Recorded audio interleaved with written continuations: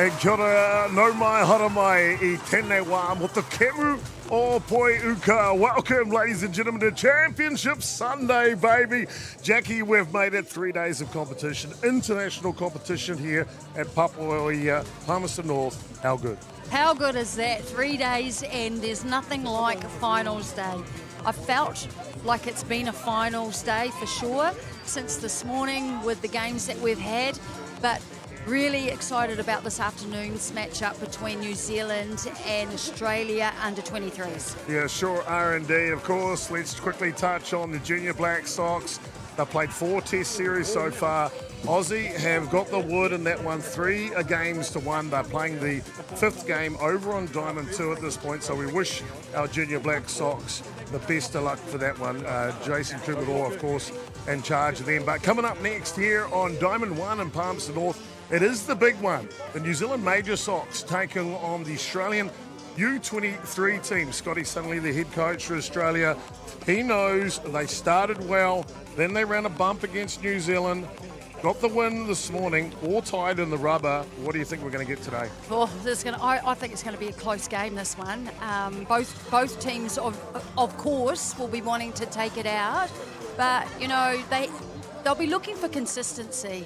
The coaches from both sides will be like, you know, they've won games, and as you said, then someone's lost and come back and so forth. Today will be about who can finish it off, who has got the consistency to see it right through from the start to the 7th inning.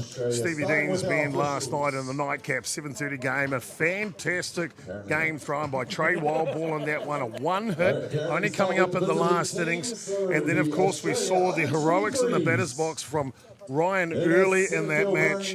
Defence was matched also. Tani Mumu and that were on point, weren't they? Well, yeah, those names that you mentioned were the 3 key players, I think, for the Major Sox, for sure. They'll be looking to continue and be consistent with that today. But, you know, at this stage of the tournament, it's going to take a full team. Full team. Offensively, everyone needs to hit. You get runners on base, you need to back that up with further hitting. And then defensively starts with the pitcher and, as you mentioned, keeping it really tight in the field. Well, you can hear in the background the teams being announced onto Diamond. We'll go down to our ground announcer, Damien Collins, now to meet the 2 teams that'll face off in the decider. And the pitcher wearing 24, Joel Byrne. The substitutions for Australia, number 8, Matt Bedwell. Number 2, Ethan Goffer. Number 37, Sam Seach. Number 14, Corey List. And number 63, Nick Gurman. And also the management for the Australia Under-23s, the head coach, Scott Sudney. The assistant coach, Stephen Macnack. The assistant coach, Josh McGovern. The team manager, Andrew Mansfield. The physio, Harry Pearce. And, of course, Michael Tetheridge is in the staff as well. The Australian U23s. And put your hands together and make some noise for the New Zealand Major Sox. At shortstop, wearing number 1, Tane Mumu. The left fielder wearing 8, Max Russell. The third baseman wearing 7, Oscar Clark. The right fielder wearing 6, Ryan Early. The designated player wearing 12, Trey Wildball. The first base, number 26, Dallas Clifton. The center fielder wearing 17, Leon Lum. The catcher wearing 20, Jacob Lee. The second baseman wearing 4, Aaron Golan. And the pitcher wearing 21, Caleb Coco. The substitutions for New Zealand, number 25, Jaden McCabe Presley. Number 5, Jaden Hita. Number 10, Zarshaw Wallace. Number 14, Hapeni Kumaroa. Number 9, Cohen Bailey. And number 3, Jaden Potts. And the management team for New Zealand, the head coach, Stevie Deans. The assistant coaches, Fergus McAlpine and Carl McElroy. The team manager, Margaret Marsh. And the team scorer, Caroline McQueen. Make some noise for the New Zealand under-23s. Now the officials. Behind the home plate, calling the balls and strikes from Wellington, Gavin Shepherd. At first base from North Harbour, Bryden Wells. At second base from Whanganui, Lance Brown. At third from Queensland, Darren Clark. And the official scorers, Marie Byrne, Lynette Letha, and Lil Natana. Now can I ask that we're all upstanding removal hats for the national anthems of Australia and New Zealand.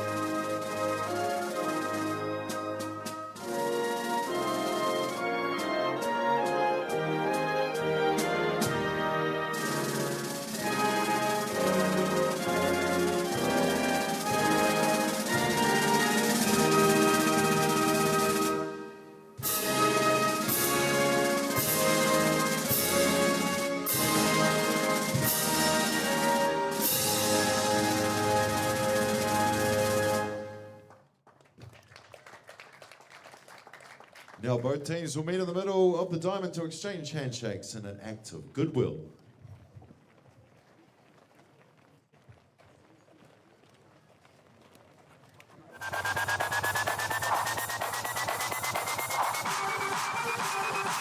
Well, kura koutou, no mai haere mai, hoki mai. Welcome back to Papaia, Palmerston North for the decider and the under-23 Oceania Men's Qualifier for the World Cup coming up next year.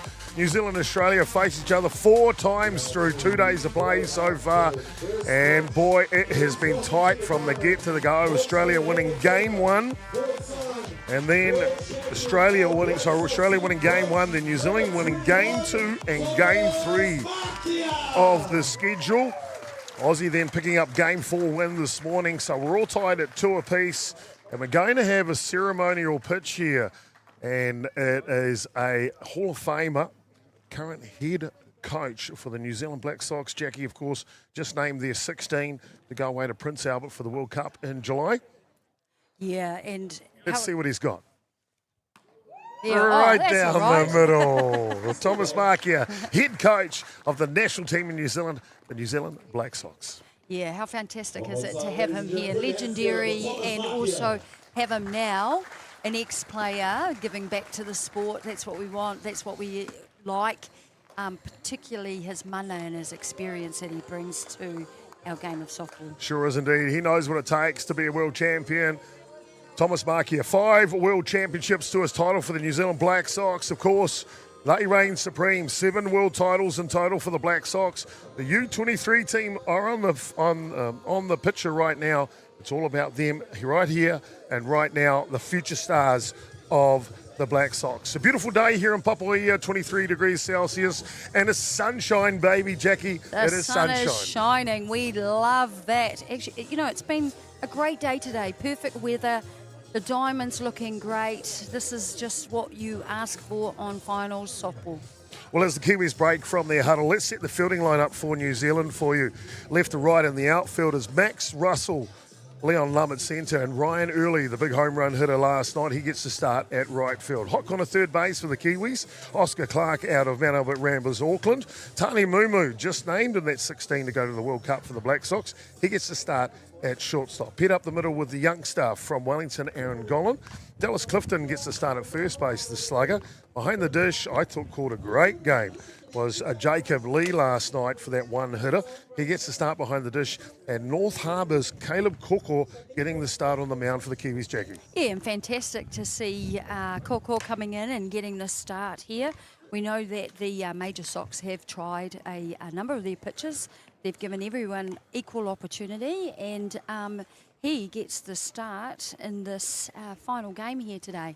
Yeah, really looking forward to that. Offensively for the Aussies, they're really good. You can see the graphic there for the Kiwi side. The Aussies batting line-up now. It'll be Oliver Stewart leading off, the centre fielder Jai Thurston out of Western Australia. He's hitting 2, the shortstop. Hayden Dobe, the home run hitter in the game 1 winner in extra time. He's catching and hitting in the 3 spot. Boston Lowe is listed as the designated player. We'll see if he starts the game on the hill.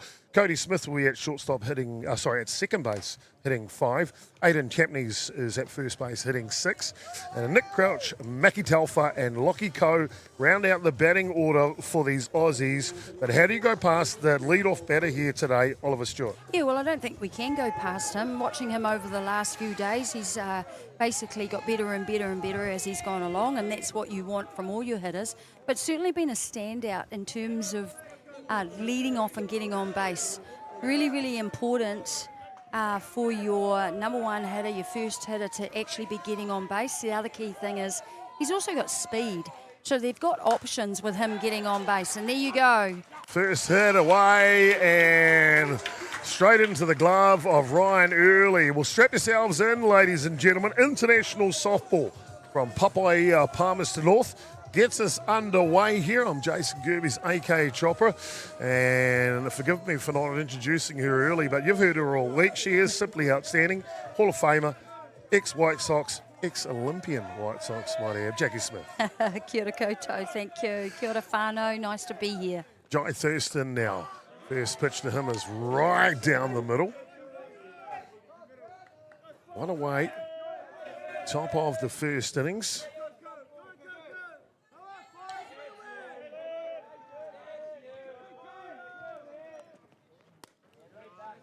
Jai Thurston in last night's game, as that one goes above the zone, was a real thorn in the side of the Kiwis. Managed to skid himself on base a number of times. Defensively at shortstop, he was outstanding. Yeah, well, again, look, he seems to have played his way into the top of the hitting order. They've obviously looked for their consistent hitters to lead that batting order from the top, and because typically he's been down probably in the lower end of the batting order. Stamped his mark and earned a spot in the top. You'll see that these couple of hitters also coming up early in the hitting order for Australia also can offer some speed. And the short game, just like that. Ball is down. And the pitcher, Caleb Coco, talk about cool, calm and collected. Yeah, we see the replay there. Perfect little bunt. The diamond is now a little harder, so perfect bounce there for Coco to take that out at first. So 2 up, 2 down for the Aussies. And I'll bring up the hero from game 1, extra innings. Top of the 8th innings, and Hayden Dobe just spatches one over left field. Yeah, and just when you need a hitter to be able to do that with runners on base, they were able to do that. And I think that's what the difference was, is Australia got their runners on base. That's what the coaches ask for, but stringing the hits together to make sure that you capitalise on that and score those runs.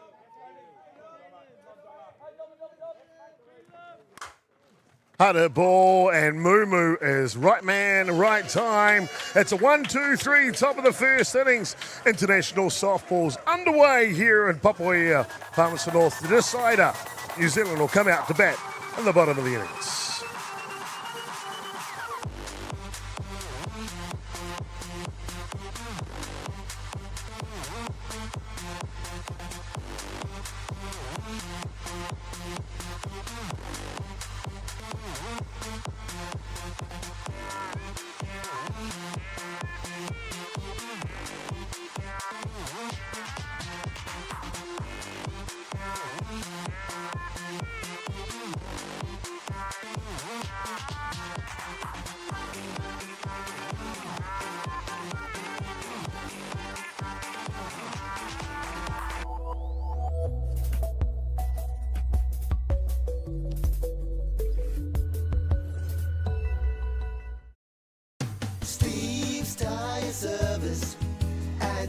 Being a Manawatū local, supporting our community is at the heart of everything we do. From the Aoranui Hospice, Just Silch and Replay connecting second-hand sports gear, we make giving back our mission. Thank you for all the great feedback with over 1,500 5-star reviews. It's a great reward for our team that their hard work is acknowledged by our customers. And now with the addition of Order Care, we're a one-stop shop. The team are proud to have grown alongside the community, and with your continued support, we look forward to the journey ahead.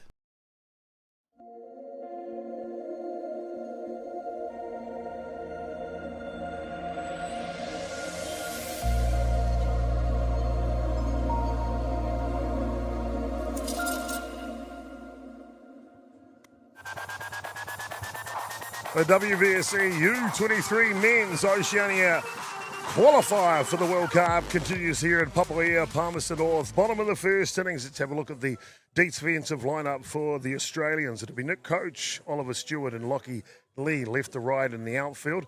Mackie Telfer gets the start in the hot corner third base. Jai Thurston get the start up the middle. We touched about him and he was in batting. Cody Smith is over at second base. Aidan Champneys comes out of right field and into first base now. Hayden Doe will be the starting catcher. And on the hill will be Joel Byrne. Offensively for the Kiwis now. They're led off by their spirited spark plug, if you like, on screen, Tani Mumu. Be followed by Maximus Russell. Oscar Clark's hitting 3 today. Then the big bopper, Ryan Early, elevated to the cleanup spot. Trey Wildball hits 5 today. Dallas Clifton, Leon Lum, Jacob Lee, and the young lefty specialist, Aaron Gollan, statistical leader in the team with a 625. He is batting in the 9 spot. Bottom of the first innings, here we go.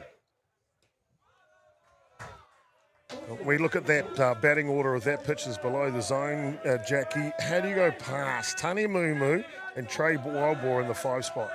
Yeah, look, this is obviously their ideal hitting lineup. They've done their homework. They've looked at the stats.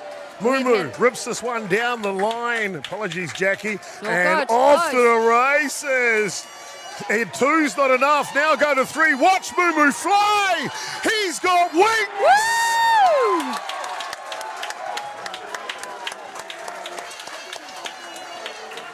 Tani Mumu, something magic, something good. The kid can fly. Flat out fly, Jackie.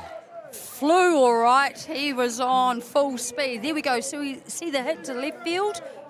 And it should have been just a stand-up double, I would imagine, and that's probably what Australia thought as well, letting the ball go through the cut. But there you see, he was unfortunately unable to pick that ball up, the second baseman. Gets past the first baseman, goes to the fence, and the coach had him going the whole time. And here we see he's coming in to score, and he is pumped. Look at him. He's like, yeah, baby. I tell you what, I got to get a slow-mo of that slide in the home plate again. There's something about defying gravity when they're that fast. Tani Mumu, what a special player. Max Russell now, the starting left fielder, gets a chance. Hard hit ball. Oh, what a start. All the Kiwis have come out hot out of the gate here. Back-to-back hits off Joel Byrne. Hot out of the gate, exactly what you said, and that's what they need. This is the start that they need. This is probably the reason why they've got their lineup right, yeah? They've got the lineup right, and probably mentally as well, they're saying, we're getting in early. We're going to attack.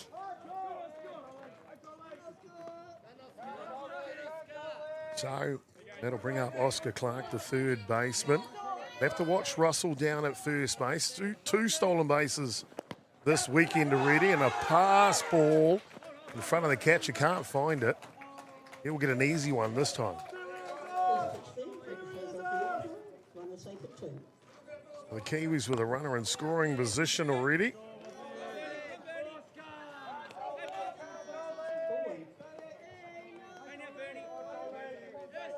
Another great opportunity here for New Zealand with a runner in scoring position, as you said.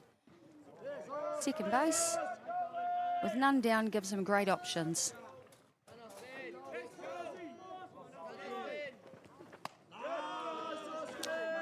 This one outside. Joel Byrne, a heck of a pitcher for Australia. Getting the start in this deciding matchup today, Jackie. It's great to see the opportunity given, isn't it? Oh, yeah, absolutely. And he's worked for it. We've seen him come into the games. He's done a variety. He's started and he's also come in as a relief. Check this out. Look at go. this. Look at this. I think he had to slide to slow himself down. Defying gravity as he comes up. Look at there, that. He's doesn't he? going, Sorry. Coming up from the elevator in the basement, baby. I'm in the penthouse. Great start. Great start. New Zealand lead 1-0 here in the bottom of the first innings. Pitch is high, and Clark will go down to first base. So, first three batters from New Zealand have reached, Jackie. Yeah, and look, turning it on when they need to turn it on, when they see the pitch and they want to be aggressive, making contact, hitting the ball hard. But as you can see there, also good discipline if the ball is not in the zone. We're okay to get another runner on base with balls. The right man at the right time. Elevated up the line up to the clean-up spot here. The right fielder for New Zealand, Ryan Early, comes in with a 444 batting average, 6 RBIs, Jackie, and of course that big home run last night in that match against Australia. Yeah, and the RBIs is what moves them up the hitting order, yeah? If your runners in 1, 2, and 3 are getting on base, that's why you have a hitter like him who can hit them in. This one's outside. It just feels like Joel Byrne is like almost as the third base umpire visiting from Australia. Just a bit stunned here by the Kiwis' aggressiveness to get underway, Jackie.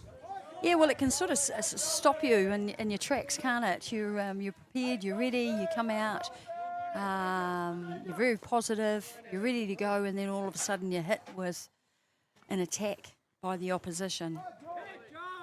Pitcher Byrne just backs off the rubber, tries to regather himself. Home plate umpire today, Gavin Shepherd out of Wellington. One of the most experienced umpires out of New Zealand. Fantastic to have his service, that's for sure.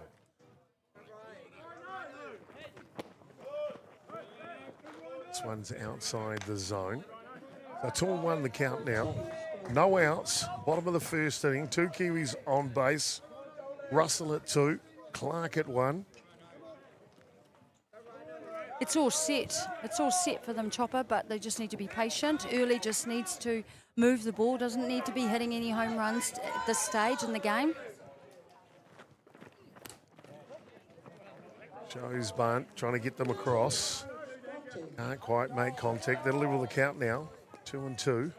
Number 4 hitter, you don't normally see them also in the situation where you're wanting them to bunt. I love how selfless these Kiwis are in the batter's box.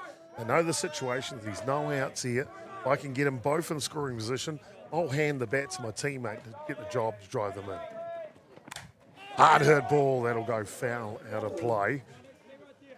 New Zealand base running last night, Jackie. To say they were aggressive would be an understatement. About 5 stolen bases in the match last night.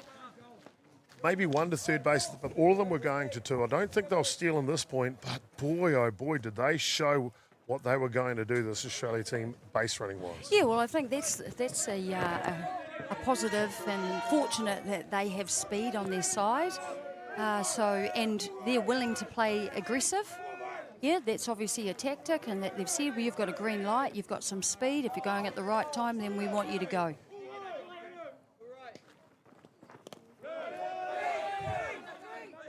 Balls down low. Catcher for Australia here, Hayden Doe. Just a couple of balls have got lost as they bumped into the ground here. And it feels like the game's moving really, really fast in his head right now.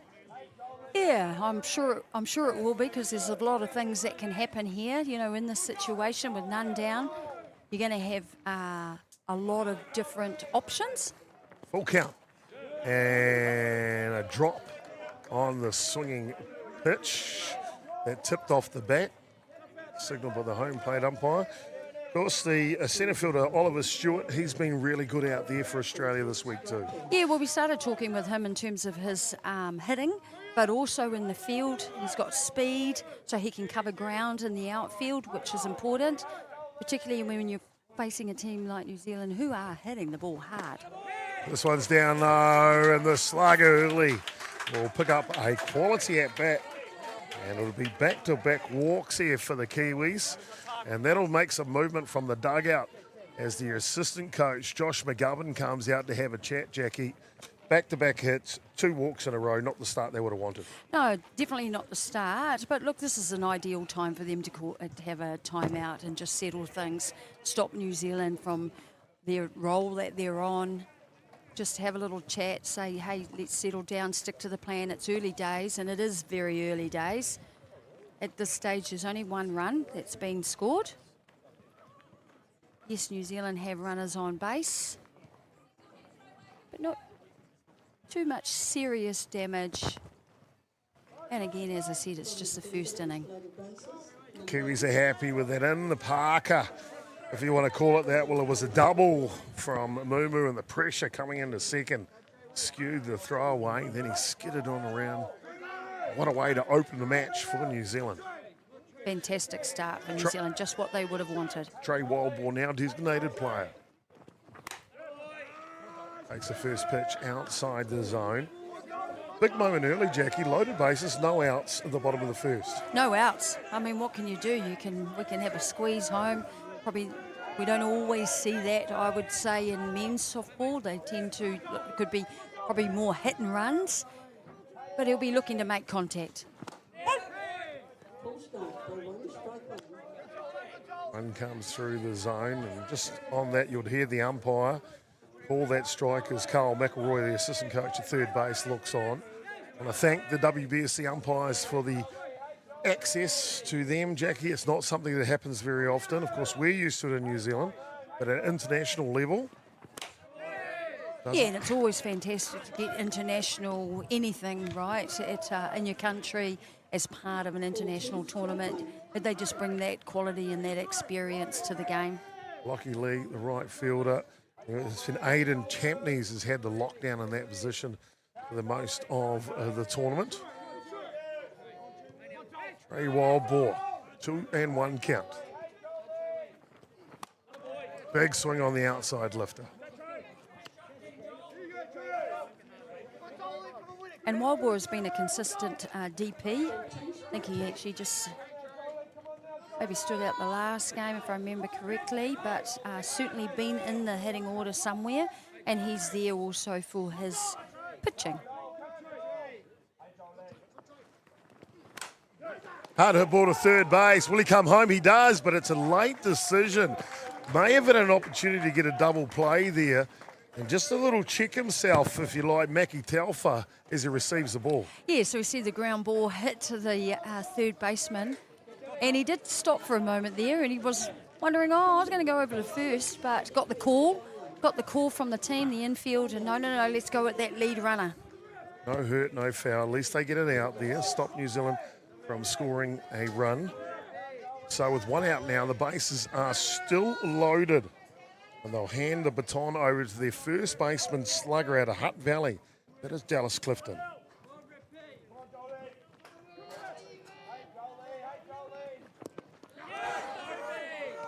This one down low. Dallas Clifton may come in with batting stats he not normally get, only 200 batting average, but he does have an on-base percentage of 629. 629, that's not a bad on-base average. We see the Australian infield just squeeze in. wanting to make a play at the plate.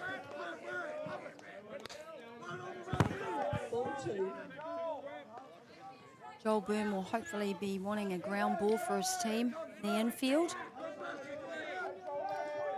He could get out of this inning with a double play here, Chopper. 2 balls, no strike. Hitters count.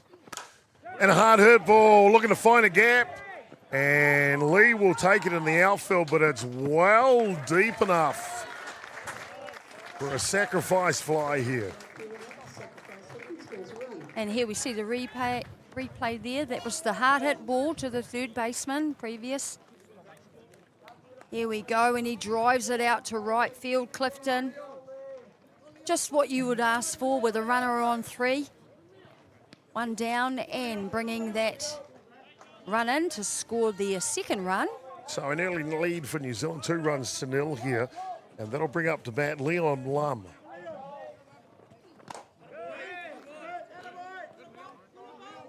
And the key here for New Zealand is actually that all of the hitters have been moving the ball. They've all been consistent. They can just string all that together. We may see a lot more runs come across the plate. Chabrian. Lum punches it down the line, and it's just foul. Boy, oh boy, they talk about it being a game of inches, Jackie, and that was an inch just too far to the left. Yes, and I'm sure we'll get to have another little look at that. But driven hard down the left field. Called by the umpire, foul. Oh, we all thought it was in.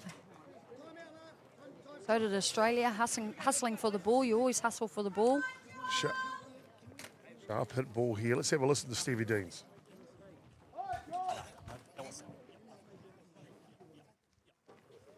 Let's go. Let's go. Real good to go. Head home plate umpire Gavin Shepherd is advised of his ruling. Australia looking to regather in the field there. Well, they're up to the 7th batter here in the innings, Jackie. Not the way they would have wanted to start at all. No, well, not typically. Usually you'd want to start with a 1, 2, 3, get out of the inning. But you know, sometimes it doesn't always go according to plan, Chopper. And then on the reverse, this is probably exactly what New Zealand, how they would have wanted to start. 1-1 the count here.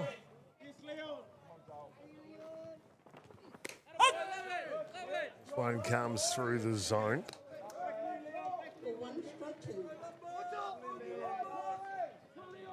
Lum, an outstanding centre fielder. Looking to get him going offensively. Hasn't had the best weekend with the bat. But, as they say, Jackie, cream rises to the top. That's right. That's right. And it's okay if he's saving it up for this game. Swing and a miss as it tips over and a foul down on the ground. Jackie, the question from me to you here, it's 2-0. New Zealand's still got 2 runners on here. Byrne, maybe a bit of a shaky start. Do they look to make a change early or late? Oh, I think they'll probably keep him on. I'll be surprised if they change him yet. I think they'll give him another inning or 2. I think that's what they'd probably like out of him before they make the change. And a low lifter on the outside edge is perfect. And Lum goes down on strikes, but it's not before Tane Mumu. Boy, oh boy, call him the spark plug. Call him speedy. Call him defying gravity. Drives in the first run as he beats it around the diamond. Dallas Clifton drives in the second. The Kiwis lead 2-0 in the rubber match of the Oceania U23 Men's World Cup Qualifier.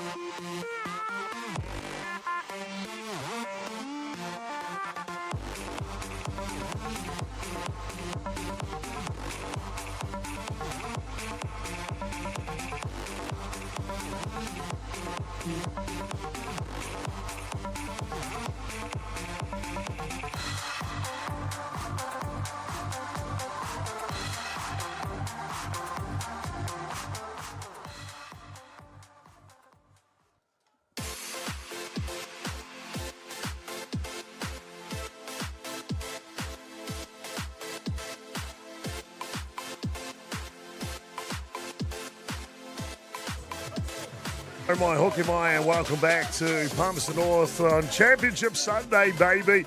It's 2-2 between New Zealand and Australia as far as games are concerned. Backhand play. Tane Mumu, are you kidding me? Tane Mumu, are you kidding me? We're going to get another look at that, I'm sure. On the backhand. Here we go. Hard ball. Hit to the shortstop.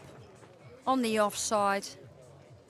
Here we see, not too far away from him, but was certainly behind him because it was hit so hard and then comes up with a throw to first. Great play. Good start there for the first out for New Zealand. Simply outstanding, Mumu. Boy, oh boy, he's been good defensively. I'm going to talk about that in a minute.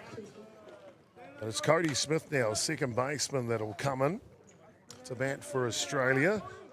Australia last night against that man right there with the glasses. Trey Wildboar got held just to one hit, Jackie. That came in the last innings.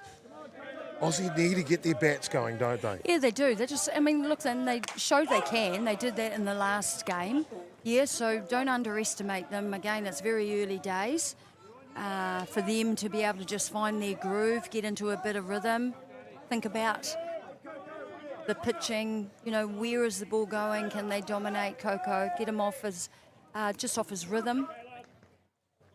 But it's very early days in the game, and as I said, they're capable of coming back. Cody Smith's one of those batters that's got to get going here. Just 2 hits from 12 at-bats in the contest this weekend.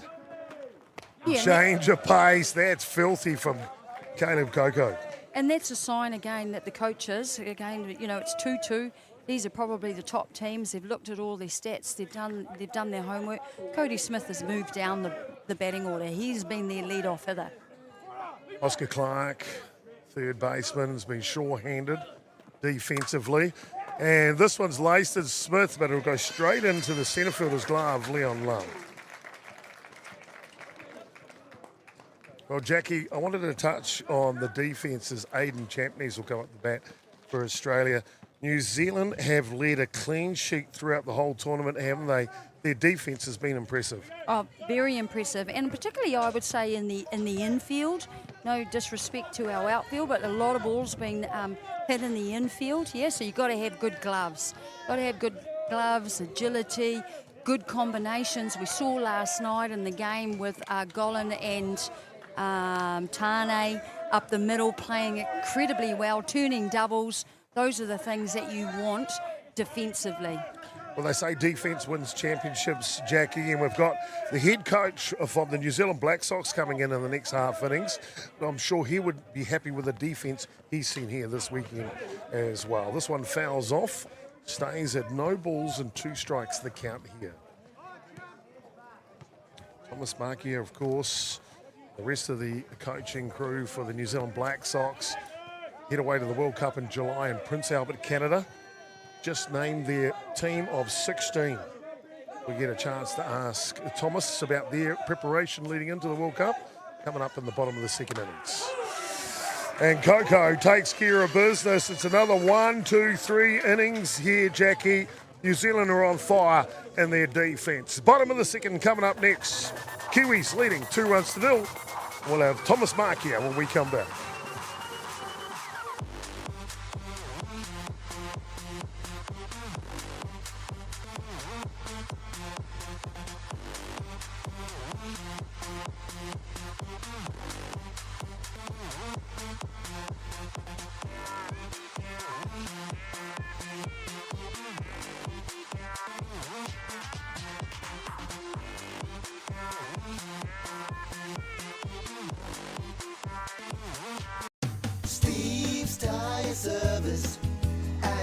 Being a Manawatū local, supporting our community is at the heart of everything we do. From the Aotearoa Hospice, Just Silch and Replay connecting second-hand sports gear, we make giving back our mission. Thank you for all the great feedback with over 1,500 5-star reviews. It's a great reward for our team that their hard work is acknowledged by our customers. And now with the addition of Order Care, we're a one-stop shop. The team are proud to have grown alongside the community, and with your continued support, we look forward to the journey ahead.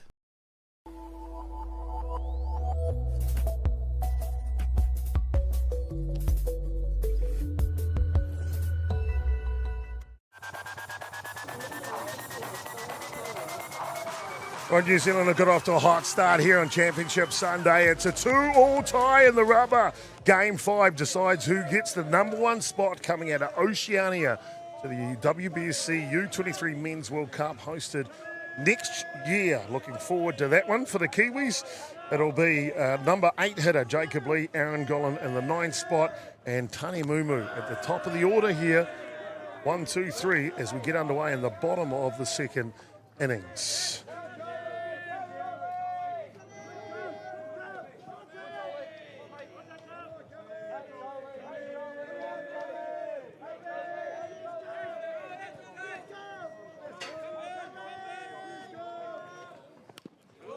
This one fouls back.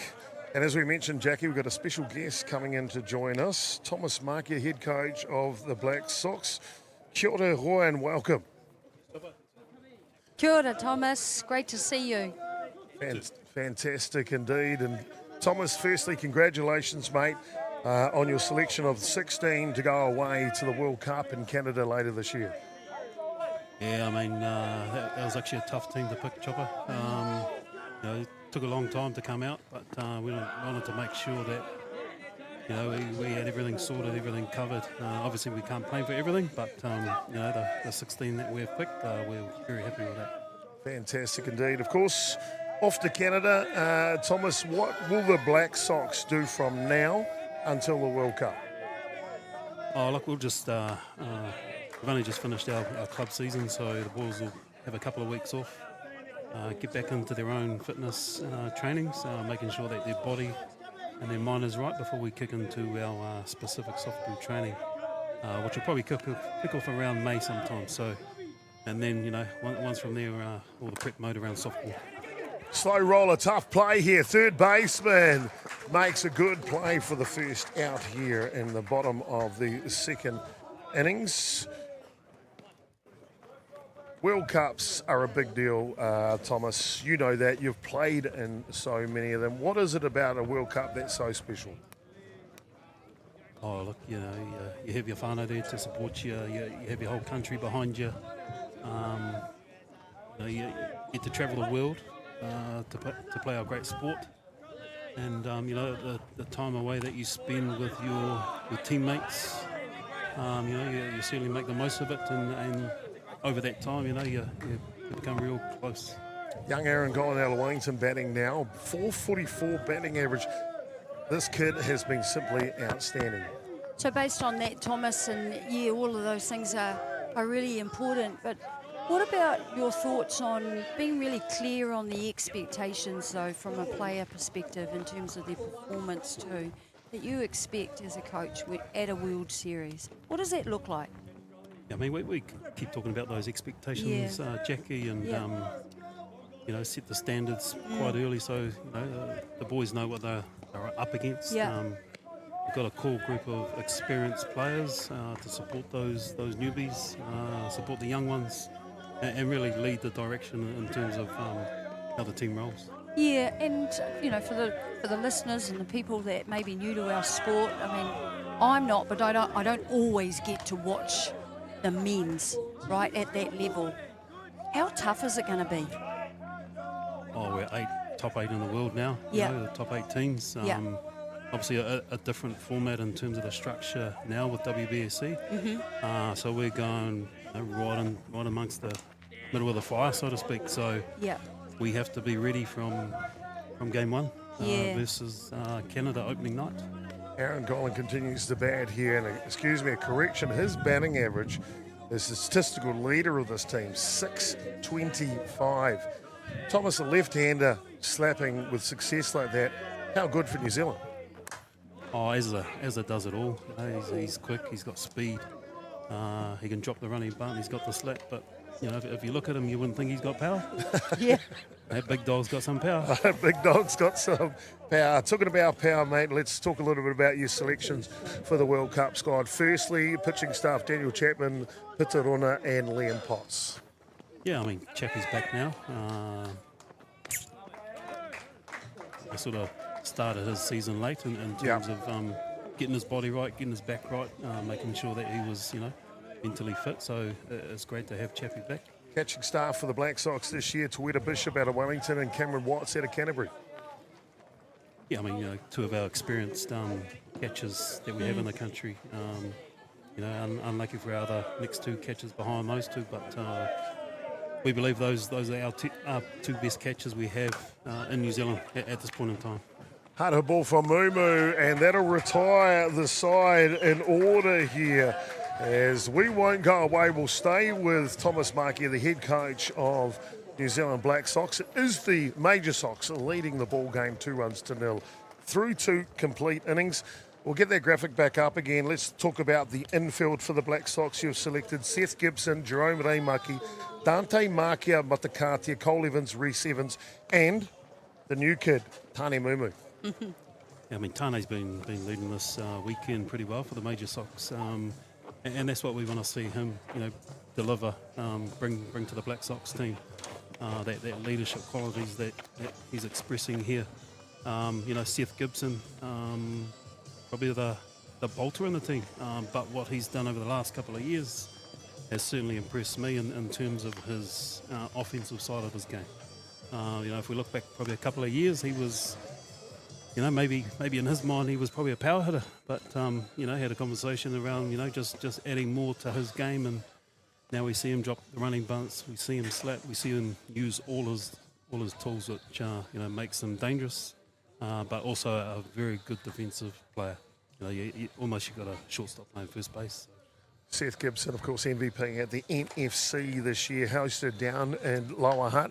Now the outfield, how experienced, of course, Thomas Anoka, Ben Anoka, Riley Markia, Hohepa Monk, and the new kid. He is so exciting, to Kitika Kupa-Nicola.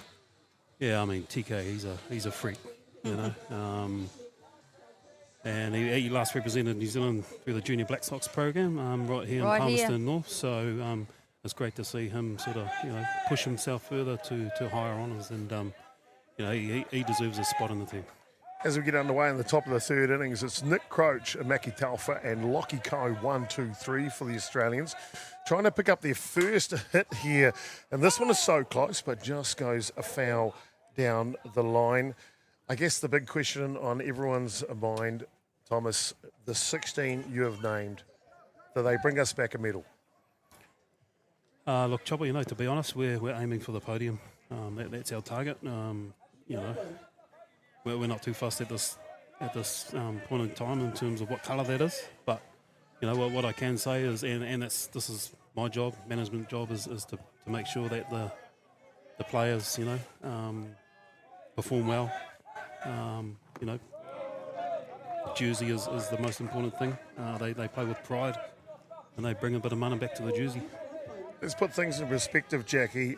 The New Zealand Black Sox host the World Cup in 2022, and correct me if I'm wrong, finish in 9th place.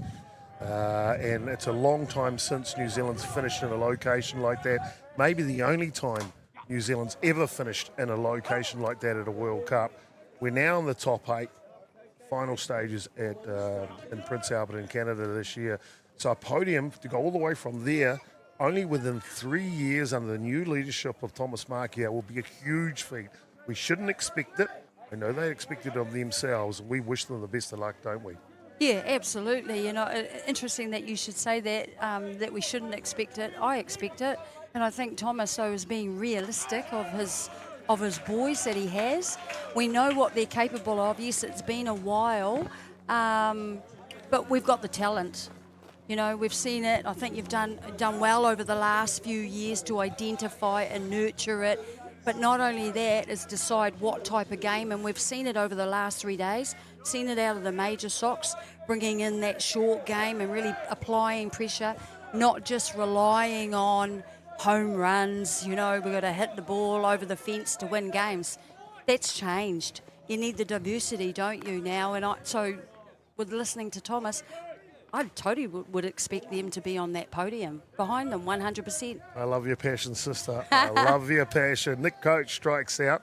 Maki Taufa now the third baseman for Australia with 1 out here in the top of the third innings. Thomas, before I ask you about your thoughts on this weekend's international series, I just want to ask you a question which I'm sure is on the mind of a lot of players that are outside that 16 that got selected to go to the World Cup. What does it take to be a Black Sox? Oh, look, and some of those were tough conversations to have, Chopper. The guys that missed out.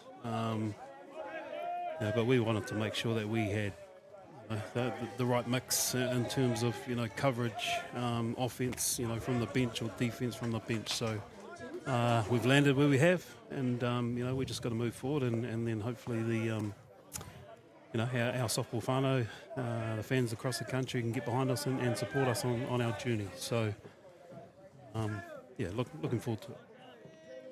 Yeah, and I think once you make a decision, for any team and coaches, that's all you would like is that you make the call and you move on, and it's just about trusting it and belief and supporting the team.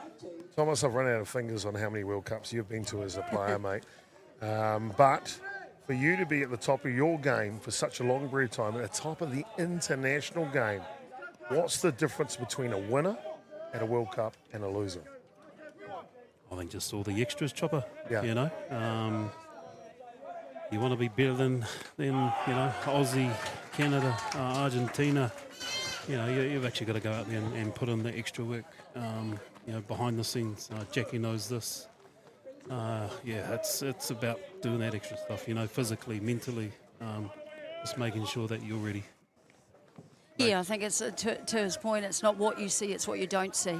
Yeah. Woo-hoo! You got some goodness today, sister. You got some goodness. It's not what you see; it's what you don't see. Fantastic indeed. Thomas Markey, head coach of the Black Sox, with us.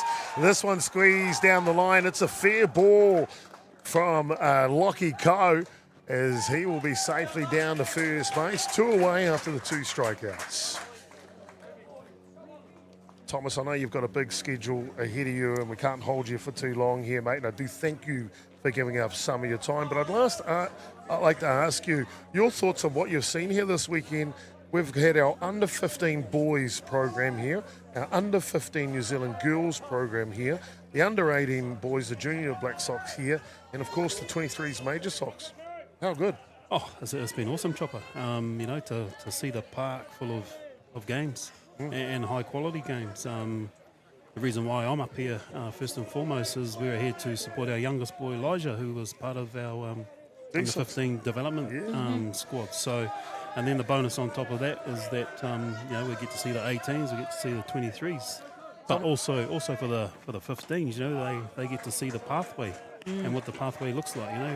18s versus Aussie, and you've got the big boys, 23s versus Aussie. So I think that's real awesome and great spectacle of softball that we've seen this weekend for everyone involved. Thomas, just one other quick question. How old is Elijah now? Elijah, not Elijah. Yeah, Elijah is 14. So. 14. And how many feet taller than him is he of you? No, he's actually shorter than me, Chopper. And always will be. Don't kid yourself. Especially when I'm standing up here. So I know he's down on the basketball court somewhere, so yes, I am taller than him. Fantastic. Right. Oliver Stewart, top of the order for Australia batting now. And Thomas Markey just grew another foot instantly in the booth here. Oh, mate, we want to wish you the best of luck. Of course, July 8th through 13. We'll be hosting the World Cup in Prince Albert, Saskatoon, which is in the middle of Canada. And if you want to book your tickets, get in early. I understand they are selling like hotcakes, the tickets to that World Cup final. It's going to be something not to be missed. Any last comments? Just before I leave, Chopper, it's probably been a while in terms of fundraising for the Black Sox. And now we're at that point now where each individual member has to get out, find sponsorship, and no doubt you'll see on the Black Sox softball page that the Black Sox are fundraising individually as a team. We'll do some activities around the country, whether it be darts or golf, but we're looking at all our softball whānau to get behind our team and support in that way if you can. Like I say, it's been a while, but we're back at the grassroots. I don't know about you, Jackie. I've got the first $500 right there. Well, I'm not thinking 500, but maybe 100. Oh, I better talk to Dean about that. Ground ball comes off the glove of the third baseman. And Australia will grab 2 base runners here in the top of the third innings. Thank you for bringing that up, Thomas. It's really, really important.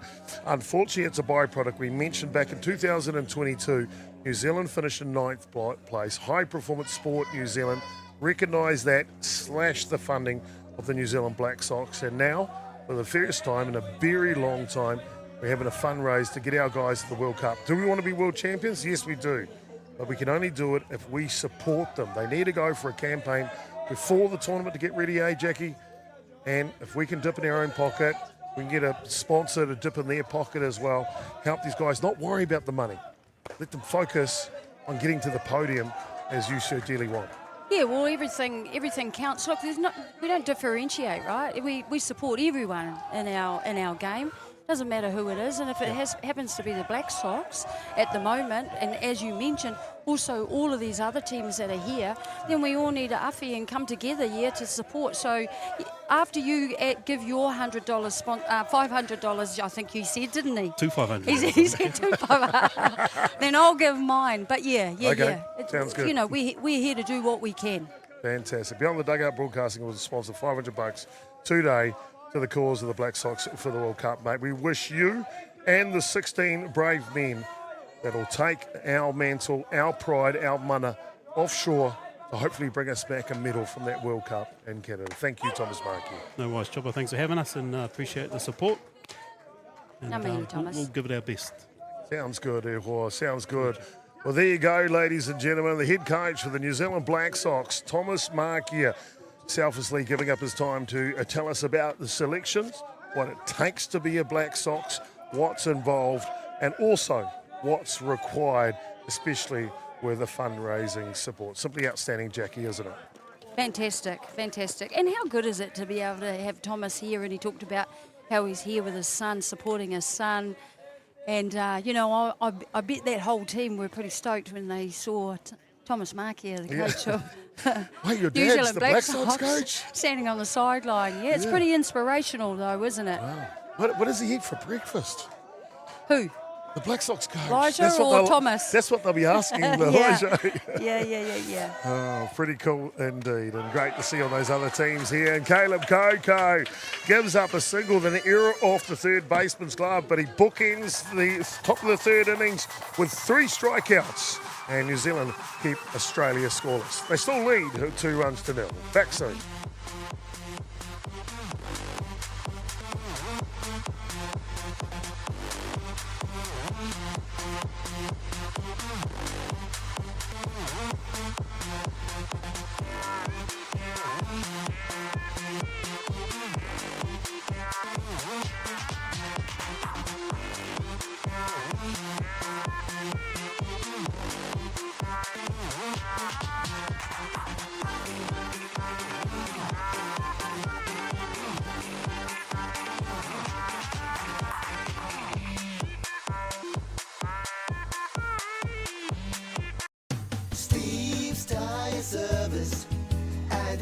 Being a Manawatū local, supporting our community is at the heart of everything we do. From the Aotearoa Hospice, Just Silch and Replay connecting second-hand sports gear, we make giving back our mission. Thank you for all the great feedback with over 1,500 5-star reviews. It's a great reward for our team that their hard work is acknowledged by our customers. And now with the addition of Order Care, we're a one-stop shop. The team are proud to have grown alongside the community, and with your continued support, we look forward to the journey ahead. Steve's Tyre Service, one of the great supporters of Manawatū, but a great supporters of New Zealand. It is the WBSC U23 men's softball Oceania Qualifier. New Zealand taking on Australia, and it's a rubber game, 2 games apiece. The winner of this one will get top ranking coming out of Oceania to go to the World Cup next year. New Zealand lead 2-0 here. They picked up 2 runs at the top of the first innings.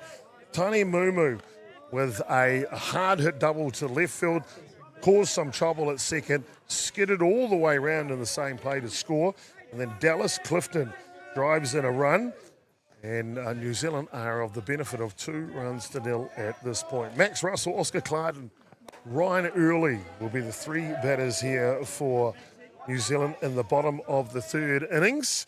And just like that, in the blink of an eye, Jackie Smith is off to catch her flight back to Tamaki Makaurau, Auckland. I want to thank Jackie for her services this week and an outstanding commentator, person, and of course Hall of Famer for Softball New Zealand. As we see one off the end of the bat for the out of Russell. And she is catching her flight back. So she had to leave to get to the airport. But I'm lucky because I'm able to bring in another Hall of Famer, only the captain of the White Sox who won a World Cup. Thank you, Naomi Shaw, and welcome. Oh, kia ora koutou katoa. Thanks very much, Chopper, for inviting me along. Unfortunately, I was away yesterday, and today has been my first day down at the ballpark here at Colquhoun Stadium. What a picture out there, Chopper. And fantastic softball. I'm really impressed with the softball I've seen in front of me today. I've been happy you turned up, Naomi, because as soon as you turned up at Colquhoun Ballpark, the rain went away. Well, I must have brought that stuff from Hawaii with me because I was in Hawaii yesterday. So Oh, well, there you go. It all makes sense. Yeah, it all makes Aloha sense to now. you, miss. Aloha to you, Naomi Shaw. Of course, the winning captain for the White Sox back in Chinese Taipei, was it? Chinese Taipei, 1982.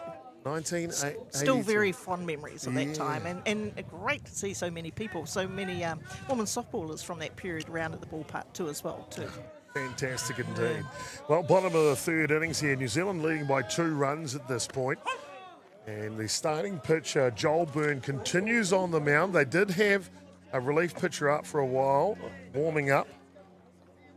They've sat him back down. That was Corey List for a while. That was in the first innings as things were a little skewy, apologies. 7 batters come to the plate for New Zealand. 2 runs scored. And after that, things have settled just a smidge for Aussie defensively, Naomi. I really want to just make comment about the start of the game. To see young Tane Mumu get an in the park home run off a couple of errors and outstanding base running. He really has been on fire at this series, or what I've seen today, and what a great start for the game for the Major Sox.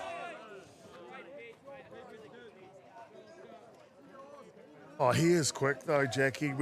Said he was flying. It felt like he had feathers as he ran around the diamond. And you can't put a price on pace, can you? Loaded count here at the moment. Sorry, you can't put a price on pace, can you? Well, it's also perception as well too. He can see when he can get an extra base.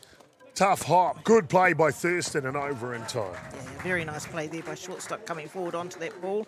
I've been really impressed with the defensive plays of both Australia and New Zealand here this morning, both with the under-18 Sox as well too. Defence has just been superb. A number of double plays. Yeah, I think Australia will be happy about that today because yesterday, especially the 23s team, weren't that tidy in the field.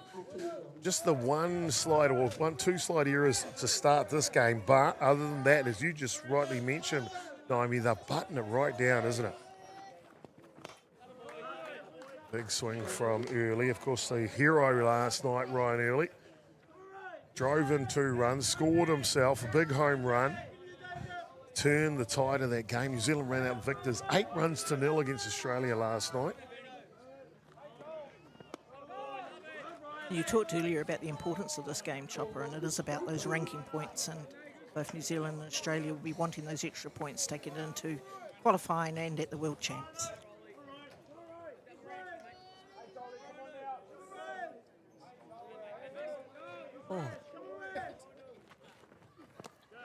Oh, Naomi, boy, oh boy, sometimes you catch yourself breathless at moments.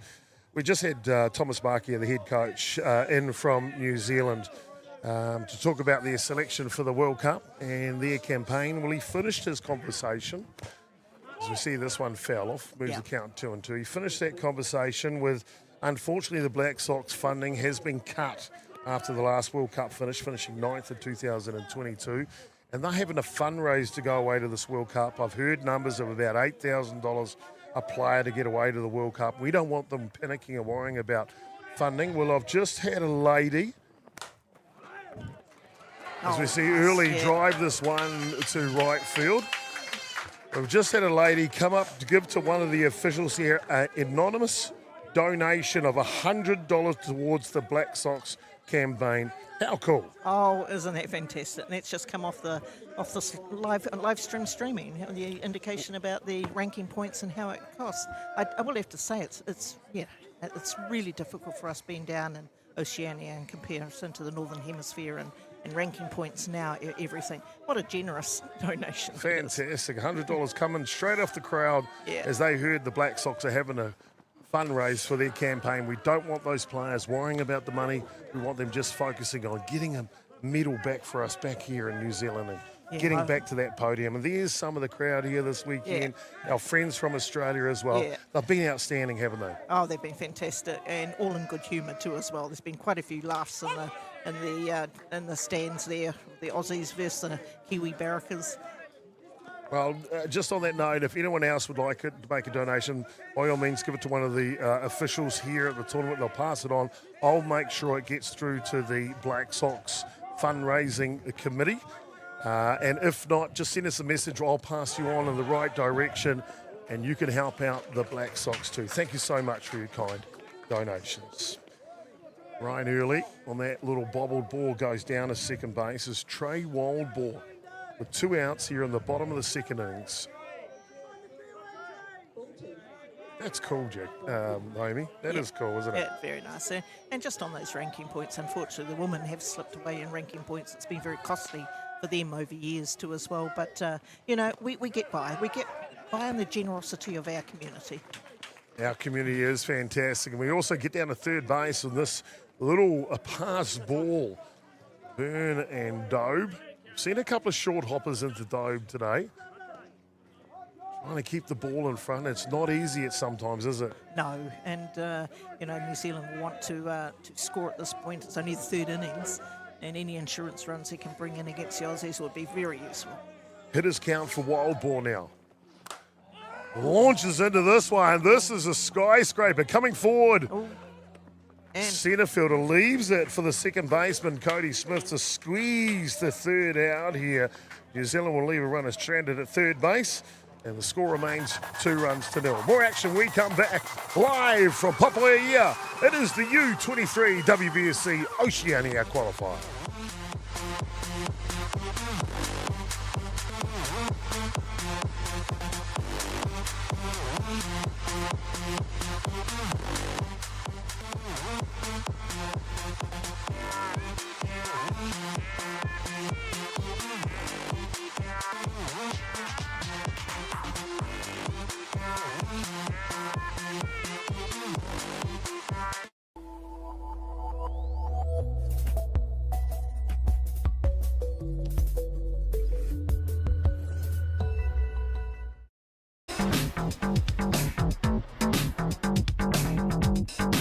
Sometimes, virtual reality begs for more reality. Jack Links is good with it.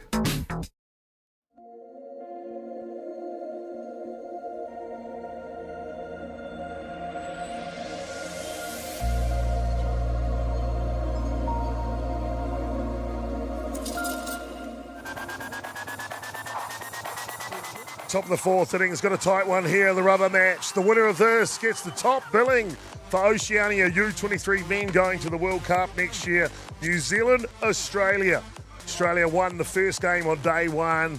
A come from behind performance went to tiebreaker, and Dobe, the home run hero that date, got the job done for them. New Zealand won the next two matches, including the big match last night. Australia rebounded this morning to tie up the series 2 games apiece. And now it'll be none other than that home run hitter from day one. Hayden Dobe leads off for Australia. First pitch, foul down the line. Something about the game of softball, Naomi, when players are in clutch situations and they deliver, I don't care which team it is, it gives me a big buzz. Oh, it certainly is. And of course, being a past national coach, for me it was always of interest. Players who could deliver under pressure at a time when you need it. And we've seen a lot of those plays here.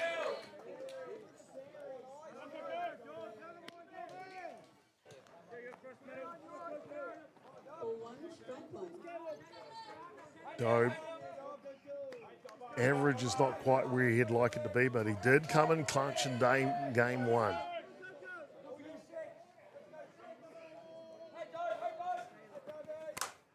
This one's pulled down the line, and Caleb Colquhoun, one of the pitchers in that game one, he gets a start today, and so far, so good, Naomi. I've been really impressed with this young man. Actually impressed with all of the major Sox players out here. I've already talked about their defensive skills, but boy, have they got some talent to boot on the mound too as well, especially with this young man on the mound at the moment. 1-2 the count. Reaching for the change or outside delivery. It'll go foul out of play, and boy, the crowds have come out this weekend. They braved the weather earlier on. Now the weather's good. I'm so happy for them, Naomi. Of course, the Kiwis that have travelled from around the country, but also our friends from Australia that have made the trip over as well. Oh, look, we've certainly turned on a beautiful day here. And look at Colquhoun Ballpark. It's an absolute picture. Real credit to Manawatū Softball Association for the work that they do in staging this international series. Great battle, yeah, great battle going on here. Yeah, you're dead right, Jackie. When someone goes under a drop ball, like the swing goes under it, you're like, you know they're not far off it. Yeah. That was a good swing right there. Of course, we saw on the screen before Darren Clark at third base officiating from Australia. Lance Brown from Wanganui is at 2 today, and Bryden Wells from North Harbour is at first. We already mentioned Gavin Shepherd behind the dish. 3 very experienced umpires in the field, and 1 amazing umpire behind the plate. Oh, rise ball to finish, and the battle was won by Caleb Colquhoun. Great rise ball on that one.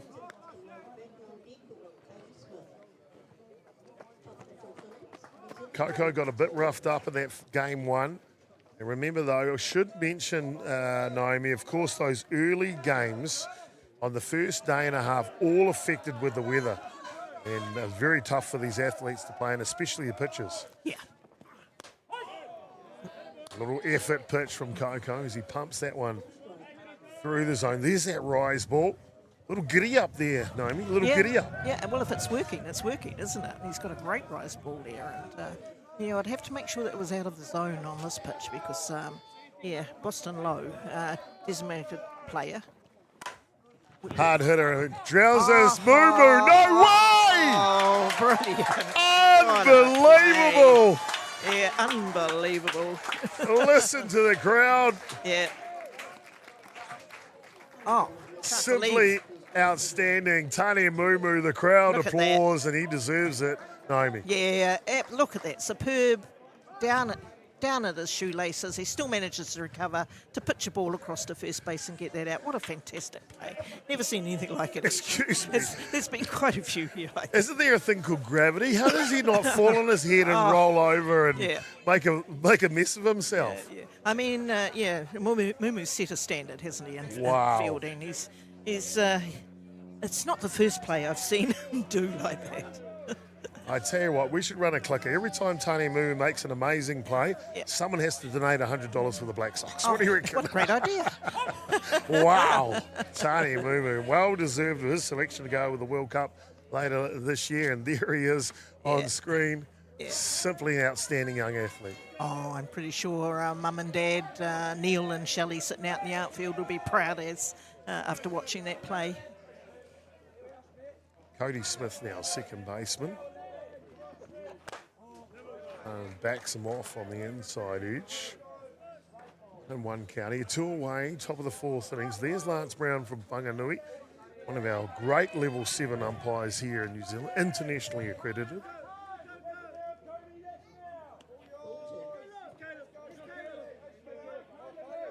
Kiwis, poised and ready. Moo-Moo, backhand, tough one though, well in the 5-6 hole and successfully down to first base for Australia goes Cody Smith. Yeah, there's a tough play on the backhand, but it was one that he managed to pull in an earlier part of the game, and he'd made a fantastic play earlier today on his backhand, but not to be on this one. Tough one. Yeah, Tani will be kicking himself on that one. He'll know that he probably should have got it. I mean, let's be honest here. If it's a normal shortstop, they don't even Yeah. get to that No, ball. they wouldn't. You're quite right. Naomi, You're and quite right. an amazing feat to get to it. Yeah. Australia, though, they'll be happy. Their second hit of the ball game. Now, wait for that to be officially scored by our WBSC scorers, because they're much more intelligent than I, that's for sure. But Aidan Champneys now will step in to go to work, the Queenslander. This one, him, is right down Main Street. Kiwis have got 2 outs and looking for the 3rd out. Wow. Tell you what, the WBSC scorers are tough. They rule that one an error Oh, that is on the tough. shortstop. Well in the 5-6 hole.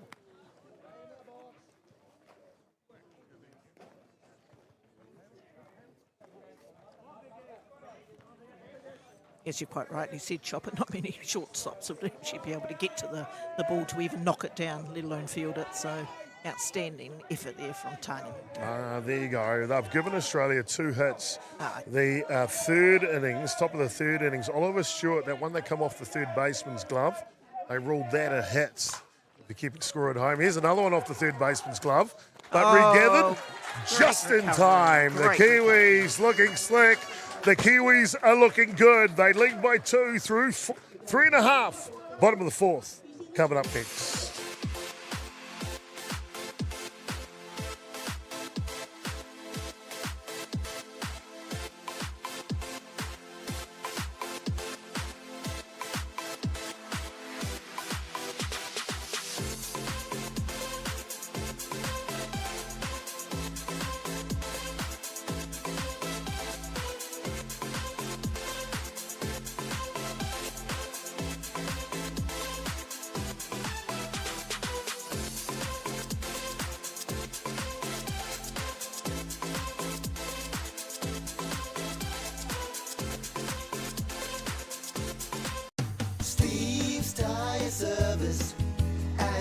Being a Manawatū local, supporting our community is at the heart of everything we do. From the Aotearoa Hospice, Just Silch and Replay connecting second-hand sports gear, we make giving back our mission. Thank you for all the great feedback with over 1,500 5-star reviews. It's a great reward for our team that their hard work is acknowledged by our customers. And now with the addition of order care, we're a one-stop shop. The team are proud to have grown alongside the community, and with your continued support, we look forward to the journey ahead.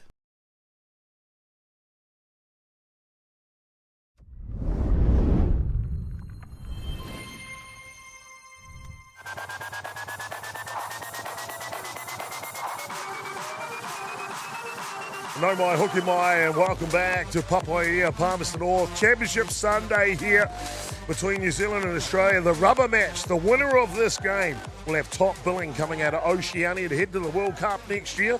New Zealand lead 2-0 at this point going into the bottom of the 4th innings.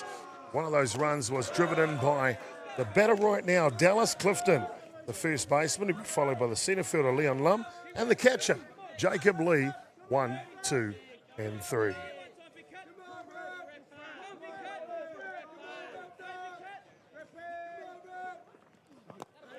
Yeah, Dallas is one of those hitters that has potential to put the ball over the fence. We've seen him do it often.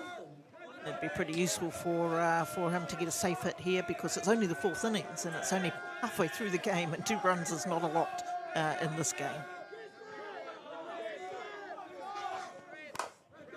High hopper, Thurston on the move, and boy, oh boy.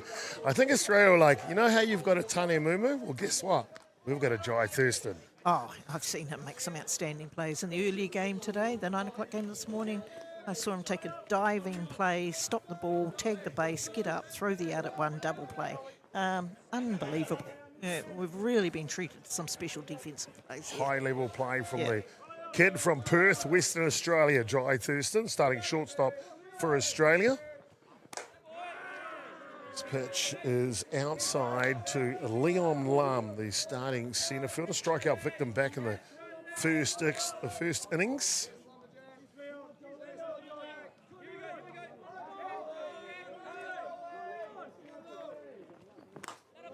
Nice big swing. Joel Byrne has picked up 2 strikeouts in the match. One of those to Lum. I've liked the way that Byrne has gone though, Naomi. First innings struggled with 7 batters. And then he's really buttoned down. Yes, he 3 in the has. next, 4 in the innings after that, and Other- now in the yeah. 4th. Other than that loose first innings where those 2 runs were scored, a couple of walks, he really has buckled down, as you said. Kind of felt like he got blindsided a bit there. Naomi, straight out of the suitcase. New Zealand just ran at him aggressively. Yeah. Good pitch. That first run scored by Tyre was pretty exceptional, though. Oh, He only got on sort of half of a hesitation, and then another half of a hesitation, and then managed to score, from plate to plate in a couple of plays. Amazing. Byrne leans back. Prize ball. Can't get the top hand over it. Second baseman will safely take that one. Cody Smith for the second out. Yes, Joel Byrne hasn't given up a lot since that first innings at all, has he? He's really knuckled down, as you said. And the only blemish on his record was a walk in the 3rd innings. Other than that, every batter he's faced, he has retired. Champneys, he's been good this weekend. Normally at right field, boy, you couldn't get the ball past him. My scouting report was, Naomi, don't hit the ball to right field. Because Aiden Champney's going to catch it every single time. Yeah. Still haven't had a chance to catch up with him. I think I played with his father back in the day. It'd be great to form that connection, you know what I mean? Yeah, and talking about connections, it's just occurred to me Joel Byrne attended a barbecue at my place just before Christmas or over Christmas. So first job he was given was to go and cook the sausages on the barbie. Yeah. You know, those Aussies are pretty good at the barbie, that's for sure. Not just cooking, but the odd joke or two. It's always great to have our Aussie friends here. That was great. I can tell you, Naomi, night 1 tournament.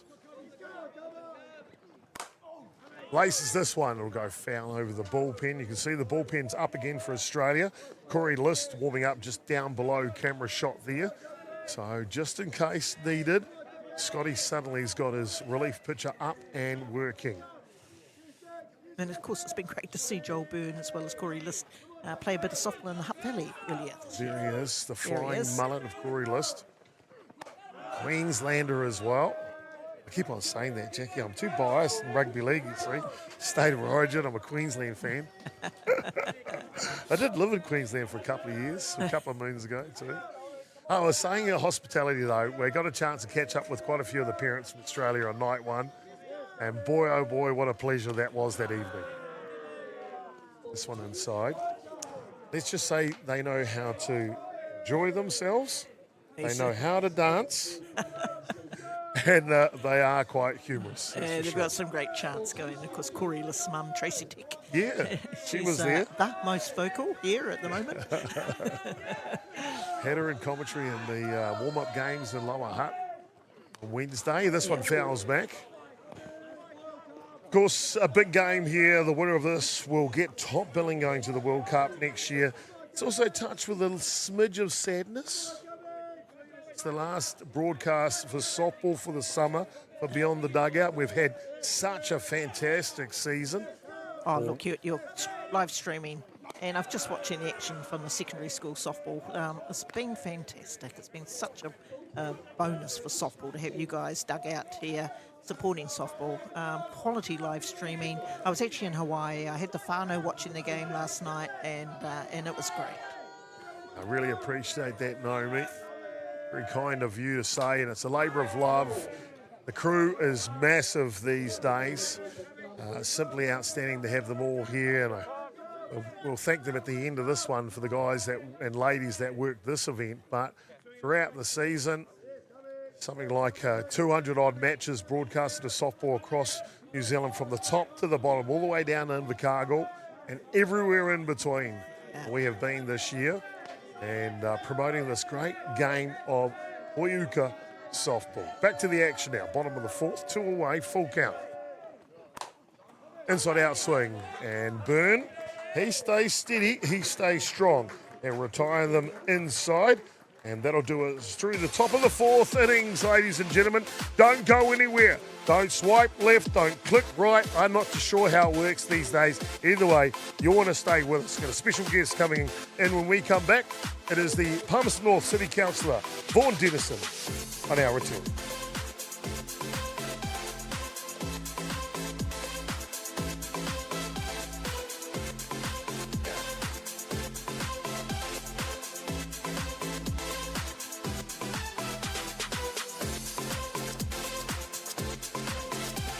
What's the music?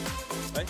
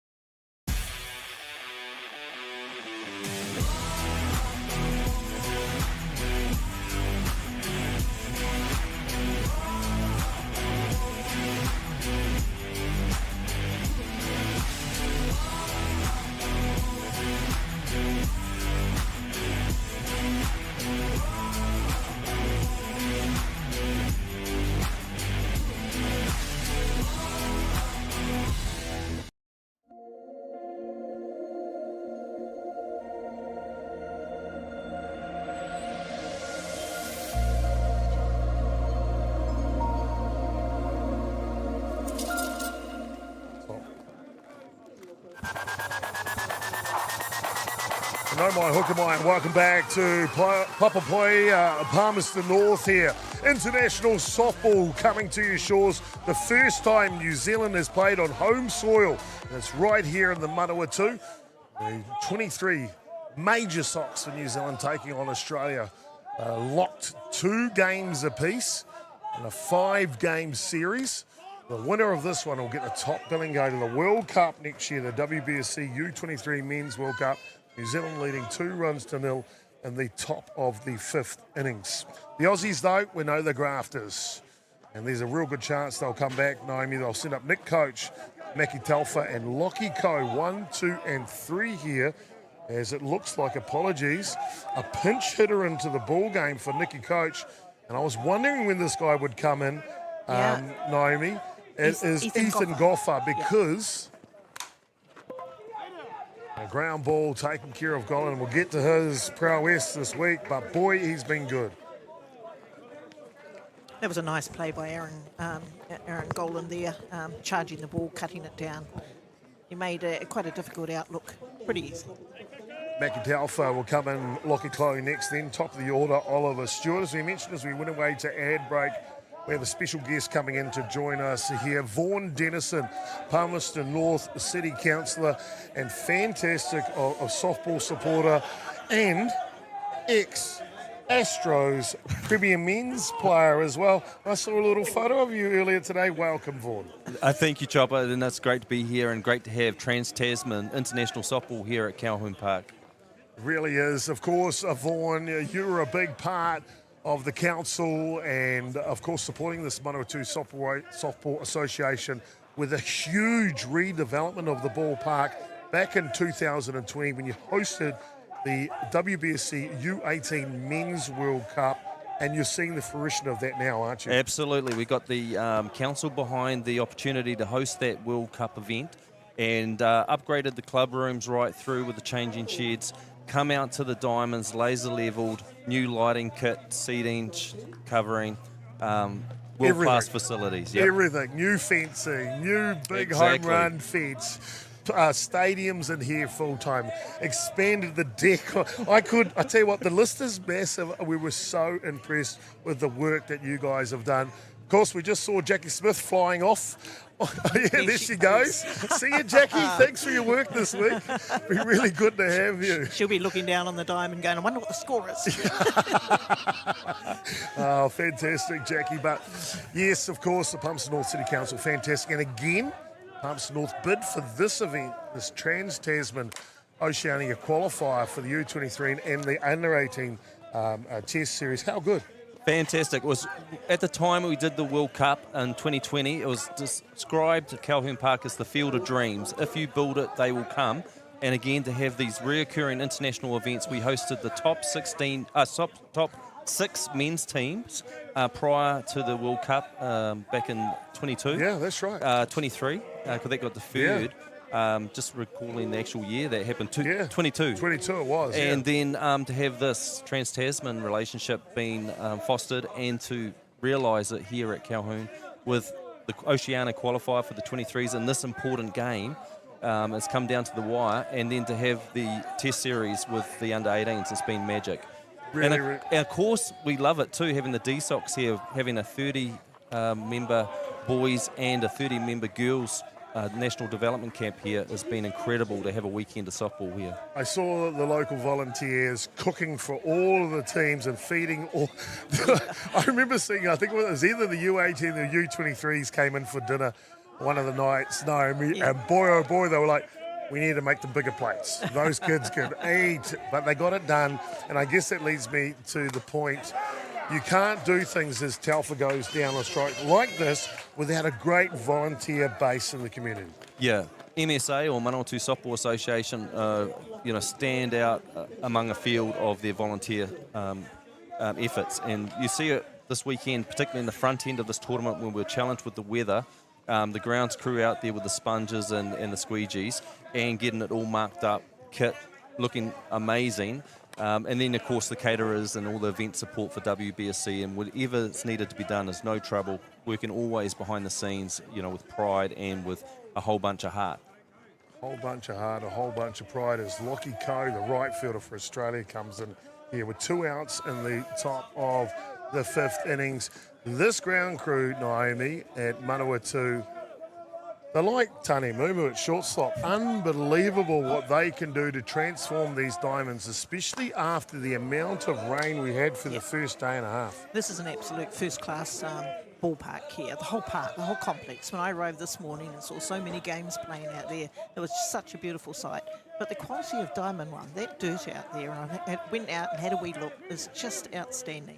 And I understand that they brought it back from the dead with all the rain they had the other day, and there's been a huge amount of work going on with these guys in the green shirts out there doing the mahi. It's insane. I mean, you picture it. Take 2 Olympic-sized swimming pools, dump all the water onto the diamond, and then see what you got left. Well, guess what? They just saw it as a challenge, fixed it, and we're playing top-level international softball on these diamonds. So thank you very much to the Manawatū Softball Association, volunteers, ground crew, catering staff, organisers. I know they work tirelessly, and you're dead right. There's a smile on their dial. There's a kia ora, welcome, no mai, welcome back to our beautiful city of Palmerston North. Now, one of the council gets right behind them. Of course, can't go past the big man himself, Grant Smith. How good, 10 years at the top shop as mayor? Yep, he's been our city's mayor for 10 years. In fact, as a council of the whole, we're very supportive of international and national significant events to come to our city. But Grant's a real champion of sport, and he's got an affinity now with softball coming through the LOC or the local organising committee as an ex officio of that World Cup event. So he's got a real inside, under the hood look of softball, and sees what we can do here. So that there is a real catalyst for ongoing funding and support for events. Well, I'll take that with a smile. The council's good, but so is Caleb Coco as he rams that one through the zone. 7 strikeouts on the day from the boy from North Harbour. New Zealand firmly in the lead. And before we go away to the ad break, I want to thank you, Vaughan Dedison, for what you do, what the council does. We didn't even touch that you now are a New Zealand board member as well. You stepped into the CEO role, temporary mode for a season. You're a put your hand up, not put your hand out type of person, and we appreciate you. We appreciate what the Palmerston North City Council does. Last word, what's the next WBSC event we might see come to Palmerston North? Well, the schedule has qualifiers for the Oceania this time next year, so the year 26 is for the under-18 men's program. And there's group stage for the women's program. So that's a 6-team event. And, of course, they have in the new model now, they have 3 group stage events with 6 entries. And so, of course, with the men, we've all got the focus as Thomas, head coach of the Black Sox. We're all behind them in July with their trip to Canada to kind of do their best to reach the podium and, again, bring home a medal. So it's exciting times. I know from the board's perspective, we'd be very keen to look at doing something like this fixture in the women's program, and the pathway for the elite program for our women. Sounds good to me, Naomi. Yeah. Yeah, I was actually talking to some of the coaches earlier today. Dave Elder was here, and of course with our under-15 development socks going on, the under-18s, the under-23s and the women's program is just significant, and everybody's working together, and that hasn't happened for a long time. I'm really pleased to see that, and it would really make me very happy for you, Vaughan, to be hosting something like that for the women's game, because I'll be up like a shot from the Hutt Valley to come and watch and help out. You got another volunteer, Yeah, Vaughan. You got you another sure have. volunteer. That's easy. That's a good one. I'll lock that in. Yep. And because we will want to do something in the women's program. It's been a number of years, and we recognise that we've had international softball for our women. And to do something like this with our Tasman cousins would just be amazing. And I would love to see a rotation with our men maybe go there next year and our women come across, and we can do a bit of alternating. But let's foster what we've got going here. It's been a long-standing history with our two nations, and let's carry it on. Bottom of the 15s, Aaron Gollan leading off, and he'll put him under pressure. Gollan skids down to first base. New Zealand to get their first base runner for an innings and a half here as he skids on down in time, and I'll wait for the official to tell me whether it's a hit or an error, because I got the last one wrong. Yeah. But Vaughan, thank you very much Amazing. for what you guys do. Please thank the Manawatū Softball Association for what they do. It's a perfect city for hosting. You've got tons of accommodation. You've got tons of things to do here when you're not playing softball. You come to watch your kids, or like this, the major socks, and of course the Australian men's team. It is really an exceptional place, Manawatū. It's welcoming. Thank you so much. Been our pleasure. Kia ora, Vaughan. Kia ora. Well, there you go, Palmerston North City Councillor Vaughan Dennison, one of the key members from the council, of course, under the guide and leadership of Grant Smith, the Mayor of Palmerston North Papaia, right behind this World Cup. Oh, Naomi, we forgot to get his donation for the Black Sox. Well, I'm sure he'll slip something over this way. We had someone from the crowd donated $100, just come up and donate $100 to the Black Sox. Hasn't got away yet. No, indeed. Oh, Down great steal. to second base goes Gollan. We saw New Zealand last night steal 4 or 5 bases, all at second base, and here they go again. When you've got the speed of Aaron Gollan, gosh, why wouldn't you steal him? Quickest as Tani Munamu, and what a great combination to have on the field at the same time. Tani Mumu batting now. They are just trouble for any defensive team. And of course, a rushed throw from the shortstop there, Joe Thurston, enabled Aaron Gollan to get on base in the first instance. Bunt is down, and that'll go foul. Breaking news, ladies and gentlemen, breaking news. Thomas Markier tells us of the fundraising requirements for the Black Sox to get to the World Cup. Beyond the Dugout sponsored $500 on the spot. Oh, cool. Jackie Smith said she'll match it. Our anonymous supporter from the crowd gave us $100, and Vaughan Dennison has just tapped my shoulder and told me he will match the $500 from Beyond the Dugout as well. So the Black Sox, we've got a great start, Naomi. Oh, that's fantastic. So generous of everybody around here. Really, really appreciate that. This one goes foul down the line. Tani Mumu has simply been outstanding. A 500 batting average for Mumu throughout the week. And I imagine his on-base average will be even higher. I mean, he forces so many errors to get on base. There you go. We're on the bottom of the screen there. If you want to support the Black Sox in their World Cup campaign, each athlete's got to fundraise something like $8,000. We want our Black Sox to focus on winning the World Cup, not trying to just get there financially. And a hard hit ball to third base and over in time. The third baseman, Telfer, has really started to lift his game. Oh, that was a great play there by Telfer. He held Gollan at second base before he let the ball go, just to make sure that Gollan wasn't going to advance. Holding, and then let it go. Well, nicely played. So $1,600 raised so far for the Black Sox, ladies and gentlemen. What can we get to by the end of the broadcast? Feel free to send a message through to Beyond the Dugout or myself, and I'll add them to the broadcast for you. Definitely put you in touch with the campaign fundraising organisers. So Cole Evans and the boys, Riley Markia, Takirika Cooper Nicola, Daniel Chapman, Peter Rona, Hohepa Monk, Seth Gibson, Cameron Watts, Tweeta Bishop, the rest of those 16 brave men from New Zealand can go away and try and pick us up a medal at the World Cup.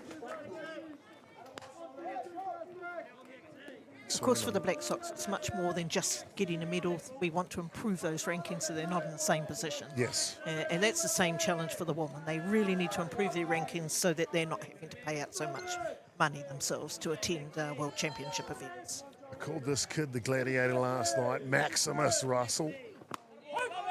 Nice pitch. And he's got that something about him, Naomi. It's like, be careful what you do. Yeah.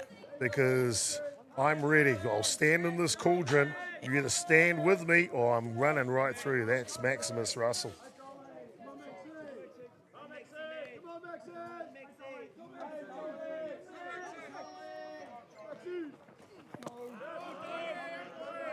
He's got a really good eye too as well. He's not swinging any rubbish, and when he does swing, boy, he got some velocity behind that bat. Oh, Naomi, they're starting to come in. The North Harbour grounds crew have just donated $100 to the Black Sox campaign. $1,700 the total so far. Thank you to the North Harbour grounds crew. And that's the grounds crew. That's the group that works voluntarily, for softball. Oh, that's... Hard hit ball. The Gladiator drives one up the middle, and the Kiwis have got him cornered here in the bottom of the fifth innings with runners at 3 and 1 with just one out. Oh, that ball was driven up the middle. It almost collected Golan on the way through. He did very well to avoid that hit. Oh. And, of course, it puts Golan in scoring position on third base. Be interesting to see what happens here with a 1-3 situation, see what Aussie do on defence. Oh, Naomi, it's flowing in now. John Hickman, the umpire from North Harbour, he loved Max Russell's hit up the middle. He's just donated $500. 2,200 we're up to so far in the campaign. Fantastic. Thank you, John Hickman. Yeah.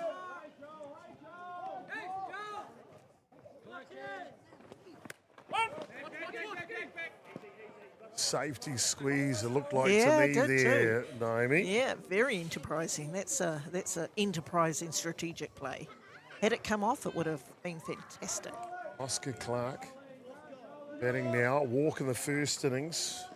Rounded out on a great play from Thurston at shortstop in the third innings.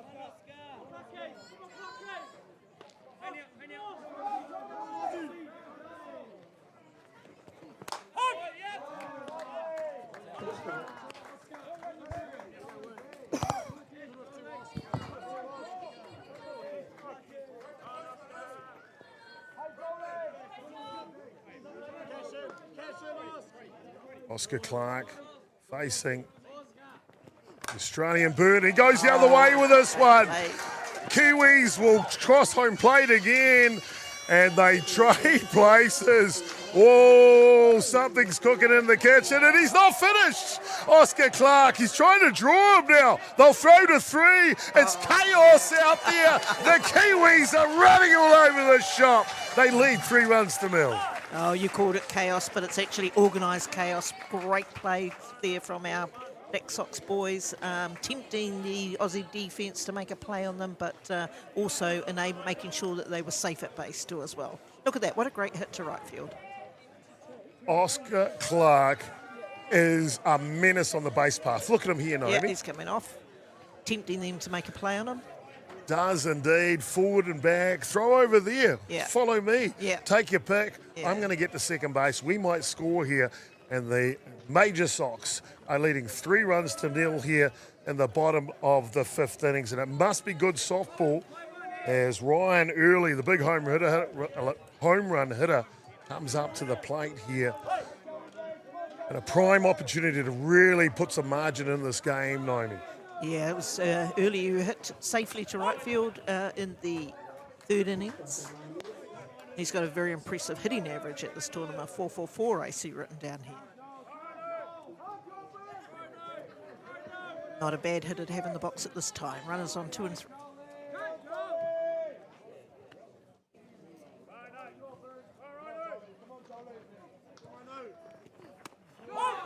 Good pitch by Byrne. see the replay in the bottom corner here. Oh, Maybe. yeah, you call it organised chaos. I don't know.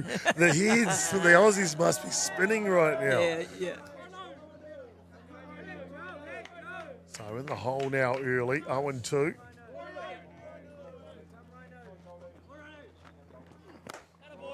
And gets them on the outside edge. A good settling deliveries from Joel Byrne. Yeah, nice pitch there from Joel Byrne.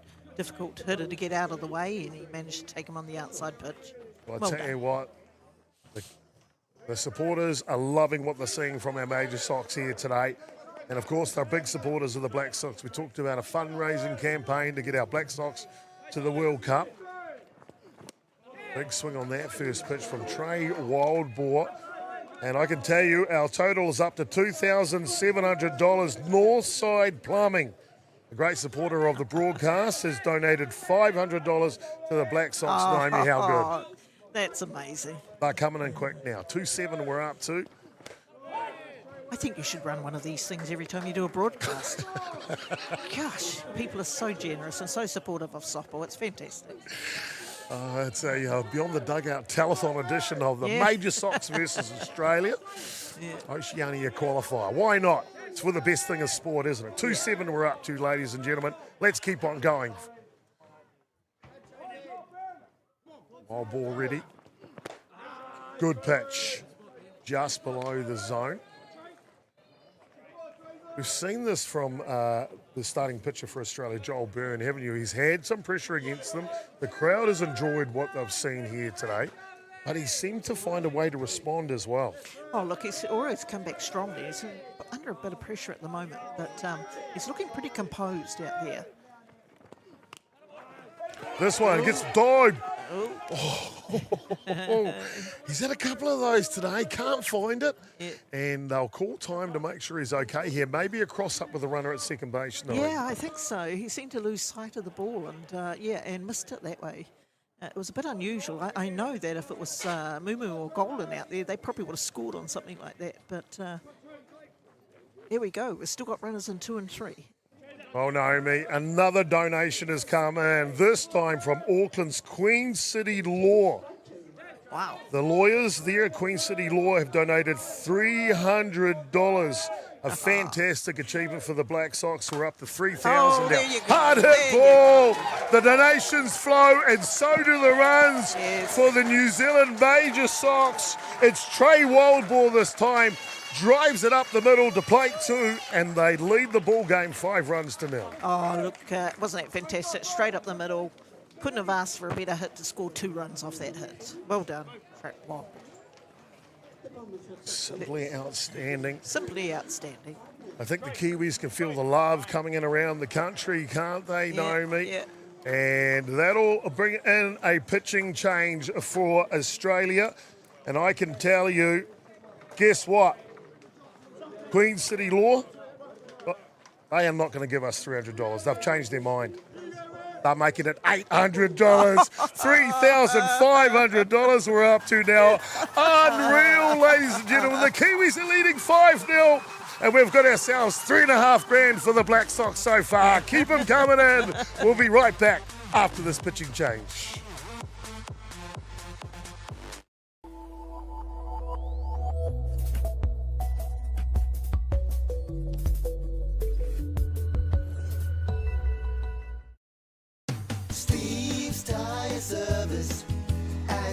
Being a Manawatū local, supporting our community is at the heart of everything we do. From the Arohanui Hospice, Just Silch, and Replay connecting second-hand sports gear, we make giving back our mission. Thank you for all the great feedback with over 1,500 5-star reviews. It's a great reward for our team that their hard work is acknowledged by our customers. And now with the addition of Order Care, we're a one-stop shop. The team are proud to have grown alongside the community, and with your continued support, we look forward to the journey ahead.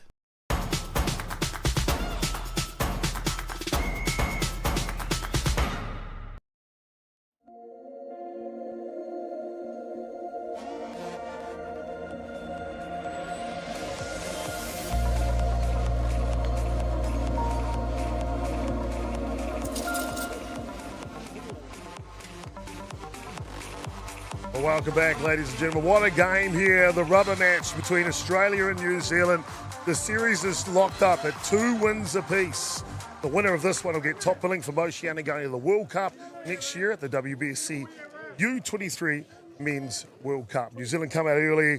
They strike first at the bottom of the first innings. Tani Mumu, boy oh boy, hits a screamer double, then screams past second base, causes a bit of confusion, and runs all the way around to home plate. In that first at-bat, Dallas Clifton drives in the second run for the Kiwis.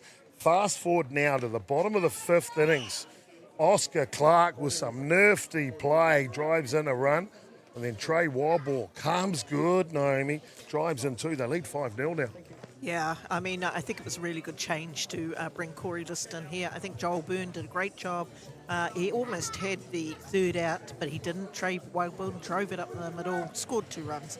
So the change on the mound is timely, and it might be able to stem the flow of runs from the major side. 6 batters have come up from New Zealand here in the 5th innings.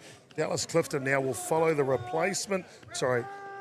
face-off against the replacement pitcher, Corey List. And the first pitch he sees, he punishes it to left field. The Kiwis are red hot now. Yeah, I was just going to say these two are quite familiar with each other. Corey List on the mound, Dallas Clifton playing for Hutt City United. They would have faced each other throughout the season. Naomi just got a message from Otago. They wanted me to remind New Zealand that Cameron Watts, who plays out of Canterbury, is originally from Otago, and he says, if you tell everyone that Cameron Watts is originally from Otago, I'm sure the telethon fundraising for the Black Sox will grow. So come on, you Otago people. It's your turn now. $3,500 raised for the Black Sox in this game so far. The Black Sox need your help. We want to get back to the podium, finish 9th at the last World Cup, and a chance to see a substitution now. We can help them get there, not worry about the cost involved of getting there. They can focus on being ready to contend for a medal. Then you are all Kiwis that will have a medal around your neck as well. So thank you so much to everyone who has donated so far, $3,500. Back to the action on the diamond now. Leon Lam will stand in the batter's box. A couple of pinch runners have come out for New Zealand. First pitch from Lam, it's high. And safely underneath it is Nick Coach. And we saw Hapine Kumuro and Zarshaw Wallace come out to run there in the bottom of the 5th innings. And we're all done through 5, but it's not before the Kiwis. They put a charge, they put an oomph, and a little bit of sidestep work as well. They drive in 3 runs. They lead the ball game 5-0. Top of the 6th next for Australia. Top of the shop, Stewart, Thurston and Dove will be up.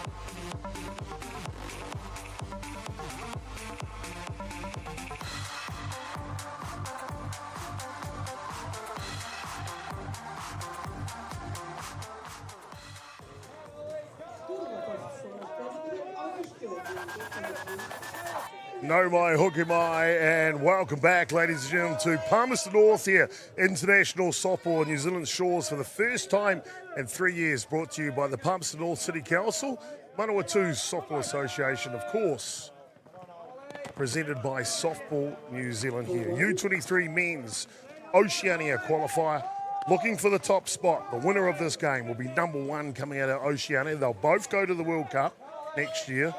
But what placing will they be when it comes to sorting out the draw? Simply outstanding. 5 runs to nil now, New Zealand leaders. Caleb Colquhoun, who's gone the distance so far, Naomi. 7 strikeouts on the day. Your thoughts on his work? Oh, look, he's only given up 1 hit in this game, just looking at my scoring that I've got here. So he's going pretty good right through, and it's the 6th innings. It'd be really good to see him go the whole game. I've been really impressed with that young man. Now, you talked about this Colquhoun. It's been given by various things, people as a telethon, but I think we need to call it a sopalathon now because it's just going nuts. There's so many people. It is going nuts. Watch out, Naomi. Breaking news. All the way from Perth, Western Australia, a Kiwi who's been living in Aussie for a while now, Stewie Reynolds. Wait for it. Just donated $1,000. $4,500 we're up to now for the Black Sox. Simply outstanding. Wow, the softball-a-thon is in full effect, Naomi. Oh, it certainly is. And, again, I just can't get over the generosity of people who love this game so much that they're prepared to help with their core heart. It's all very much appreciated. Ooh. Hard hit ball from Stewart, and just what the doctor ordered for the Australians here, Naomi. They need base runners on, don't they? Yeah, there was a great hit there from Oliver Stewart, the centre fielder, straight up the middle. Top of the 6th innings. And he got all of that one too, Stewart. Very good contact. Looks like we're going to have a change here. Scotty Sunley, the head coach for Australia, passes on his thoughts, and he wants to bring the slugger off the bench, Nick Gerbes, a fantastic hitter. A good time for him to come in. Yeah, he's coming in for the shortstop, Thurston. And as you say, it's a very good time. They're chasing a number of runs now, so they need to get as many ducks on the pond as they possibly can. Gerbes has 1 RBI in the tournament so far. That was in this morning's game.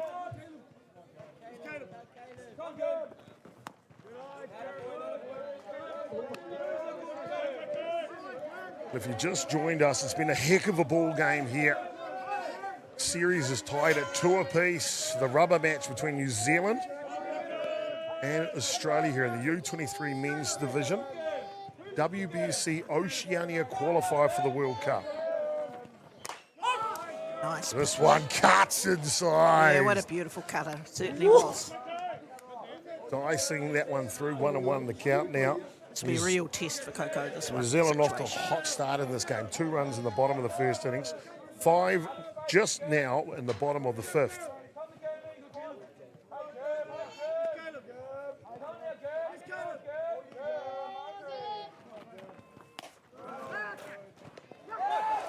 This one throws down, gets away, and he's off to the races. Looking to go to 3rd base now.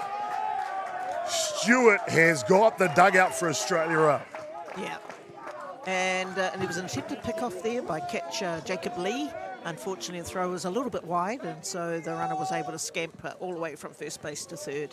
Good base running from Australia. Major Sox just need to be cool, calmed and composed here. Just keeping in mind that they have a 5-run lead at this moment. So getting basic outs will be important. New Zealand will just gather in the middle of the field here. Of course, Tani Mumu, one of the leaders. Oscar Clark, the 3rd baseman, another one of the infield leaders. No outs here, Naomi. The last thing they want to do is to give Australia a whiff for the sniff of an opportunity of a comeback, aren't they? Because we know Australia can always come back at any time. Very much so. So we don't want to give them anything. Pinch hitter Gerbes now, 2 balls, 1 strike. Yeah. Oh. Fouls that one off. That'll level the count now. $4,500 raised for the Black Sox so far. The line is open. Send a message to Beyond the Dugout or myself, and we will log your donation. Getting behind the New Zealand Black Sox, heading away to the World Cup. Coco now. Ground ball will go foul down the line. I'm seeing a lot of composure from Colquhoun on the mound. He's looking pretty comfortable for such a pressure situation. Product of North Harbour, the Roosters Softball Club is Caleb Colquhoun. Spent a season in Perth, Western Australia. Great hospitality last winter. This year, I understand, Naomi's off to Vancouver to play in the winter. A big prospect coming forward out of New Zealand is Colquhoun. Certainly is. Rise ball, whoa. Yeah. Got away with that one.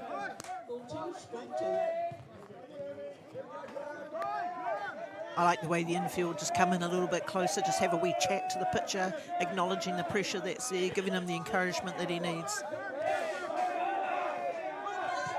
2 balls and 2 strikes. This one up the middle. Mumu's got to be quick. And he'll get the out, but there's no way they can stop Stewart from scoring. And Australia have secured their first run of the ball game here in the top of the 6 innings. Yeah, that was quite sensible of Mumu just to go for the easy out at 1.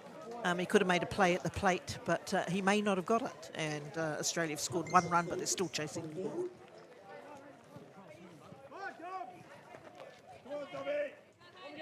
Outstanding. There's Jacob Lee behind the dish, the Aucklander from out west. Won the North Harbour Championship this year, catching for Dallas Maitatu and Waitakere Bears. Dallas Maitatu, he's on the non-travelling reserve list for the Black Sox for the World Cup. So someone tips over. Maitatu gets the phone call. Hard hit ball, hot shot. Yeah. Boy, oh boy, they call it the hot corner for a reason. Oh, that was hot, all right. Fantastic play there by Oscar Clark. Look at this.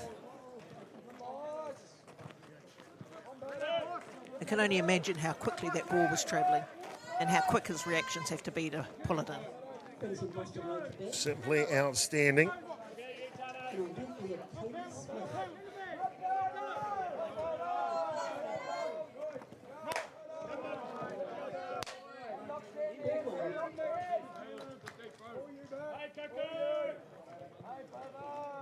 Well, here's a good one, Naomi. Right, $4.5 grand.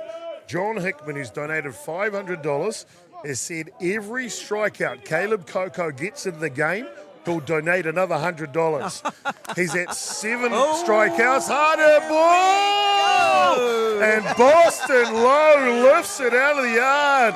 All of a sudden, the Aussies are up, Naomi. The Aussies are up. 5 runs to 2 now. Yeah, what a play. What a great hit. That was just fantastic to see that level of play here. The little skip at home plate. Gone off the edge of the bat, right from the start.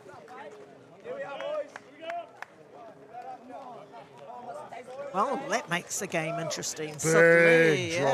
Big drive from Boston Low. What a hit for Australia. We talked about not giving them a whiff. Well, they've not just taken a whiff, Naomi. Yeah. They're really shaking the spice jar now, aren't they? Yeah. So Cody Smith now. Coco's just given up a couple of hits in this innings. He's done so well up to this point. He sure has indeed. I won't be surprised if we see somebody warming up in the bullpen there in the Major Sox.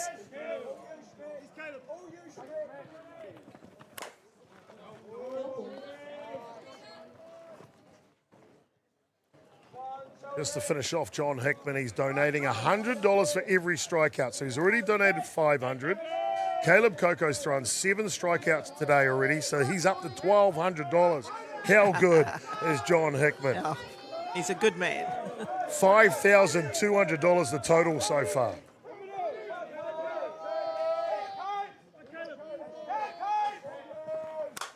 Harder ball, looking to repeat, back to back, and it is. It's back-to-back jacks for Australia here as Cody Smith puts a charge into one. And now Australia are within 2 runs, 5-3. What a hit off the bat of Cody Smith, almost to the exact same spot. Probably the same pitch as well, too. It certainly puts Aussie back in the game. And we've got somebody warming up in the dugout in the Major Sox bullpen. No surprises there. 3 runs surrendered. All coming here in the top of the 6th innings. A little bit of a roll on, isn't it? Things seem to happen. Oh, the leg is up. Can. Yes, I can, says Cody Smith.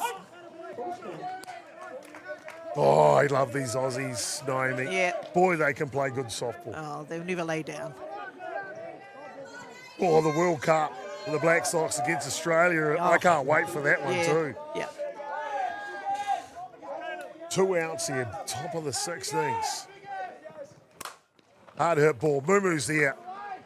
And he'll vacuum that one up like the way he does. But it's not before Australia. They bring Gurman in for a pinch hit, works a charm for a run. And then it's a Boston low, Cody Smith montage, back-to-back home runs. Aussie score 3, 5-3. We're all done through the top of the 6. Bottom coming up next. Wow, what a game. 5,200 raised so far, by the way.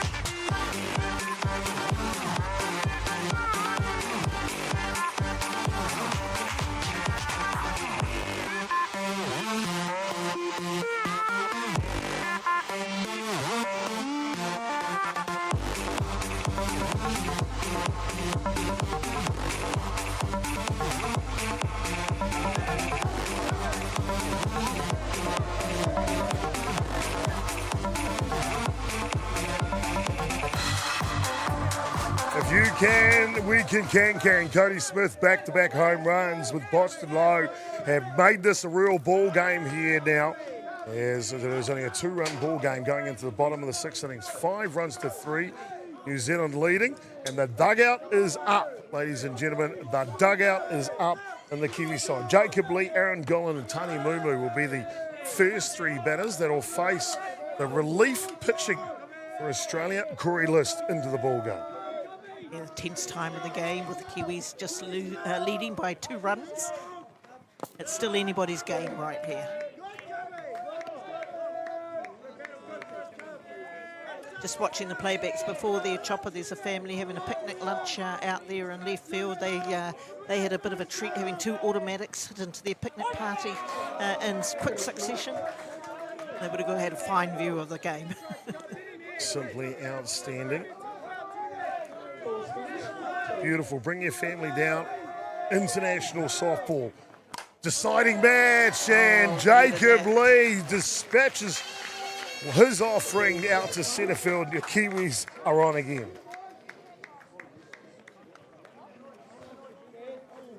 What a great start for this innings, particularly needed for the major Sox. And now they've got double trouble coming up in Aaron Gollan and followed by Tani Mumu. Tani Mumu. Over the 6th innings, the score is 5-3 to New Zealand.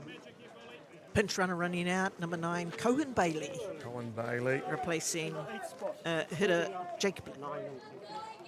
Speedster from North Harbour, Colin Bailey.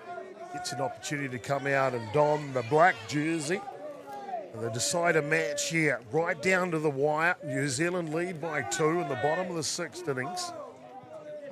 Now look at this defence that Australia is setting up against Gollan. This one goes foul. Not something you often see in men's softball, but the Australians certainly do it. We called it a slap defence, and it's something that the women have employed as well too in past years. But you have to bring fielders in to defend anything. Dead right, Yeah, you can see on the second camera base, there, yep. second base, right up, Cody Smith, third right base, in, yep. right up in the grill of Aaron Gollan.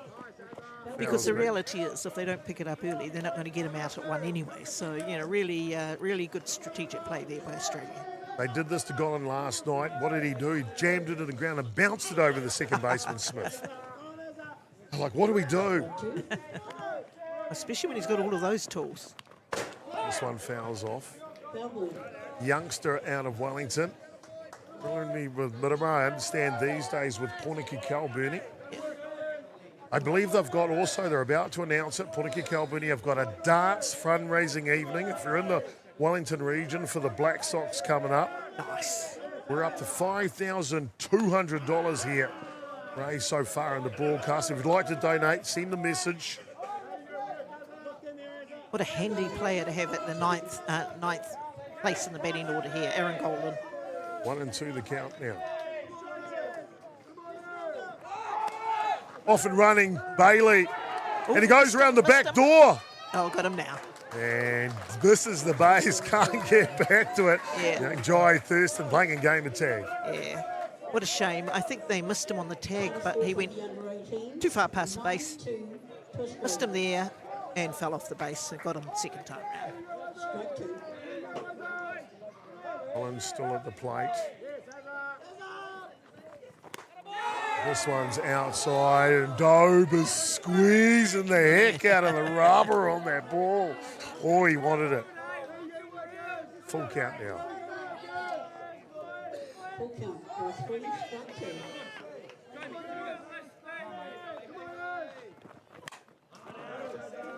Double.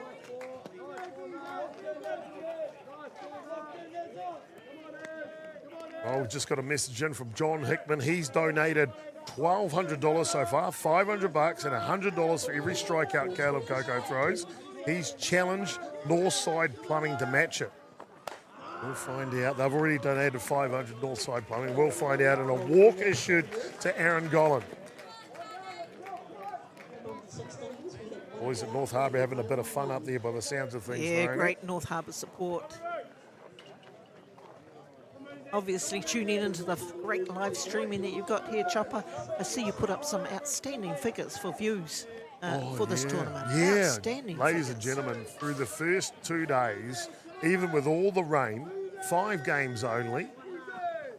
As of last night, the number just grows by the hour, to be fair. 230,000 views from those 5 games already. So an average of about 45,000 a game. Thank you so much for watching this great game of Poyuka softball. Your support is certainly not missed. Players like Ethan Goffer at first base for Australia, he appreciates it too. Tane Mumu now. 1 out, bottom of the 6th innings. Inside out swing, and Goffer will be underneath this one.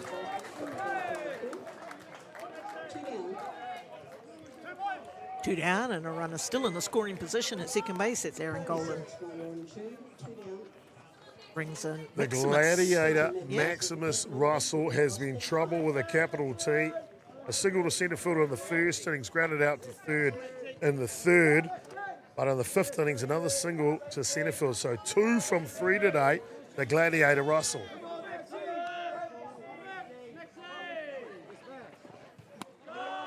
He's down low.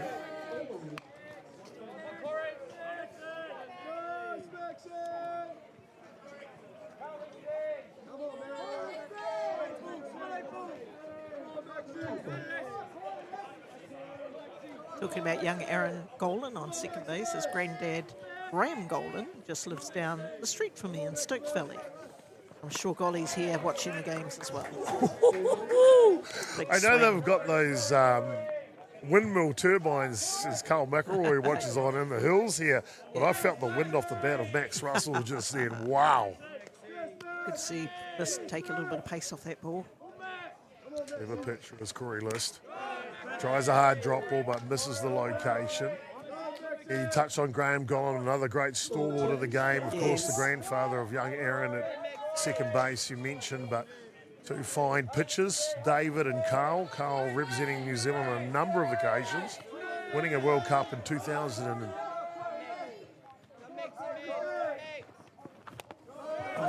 Swing and a miss. 2004 was in the World Cup team, won it then, and then again in 2017.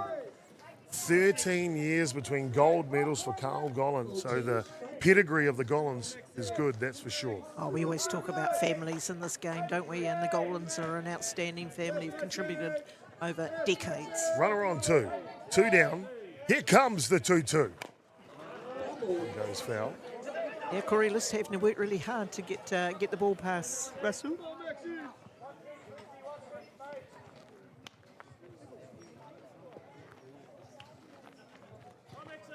All these donations, I'm trying to add them up in my head. I'm going to get the calculator out, Naomi. Don't want to get the total wrong. 5,200 I've got. I think your viewership would have gone up quite a bit more today too as well.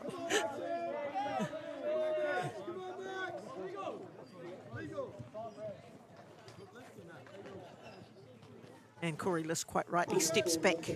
Wasn't quite ready to deliver that pitch. By stepping back, he can reset again. Cool, calm and collected. The Queenslander list as this one's lifted out. See on the bottom of the screen there, you can support the Black Sox in their softball-a-thon, you called it, Naomi. Softball-a-thon. Send your A new word, new thing. Send your messages to Beyond the Dugout. We'll put you in touch with the fundraising campaign manager. Your donations greatly accepted. The first donation outside of Beyond the Dugout for $500 was a member of the grandstand right here. Anonymously handed over $100. So the change-up is nifty. The change-up is good from Corey List. And they'll keep the Kiwis scoreless in the bottom of the sixth innings. $5,200 raised for the Black Sox. 5 runs to 2. The Kiwis leading Australia. We'll be back with more action. Don't go anywhere, ladies and gentlemen. 7th coming.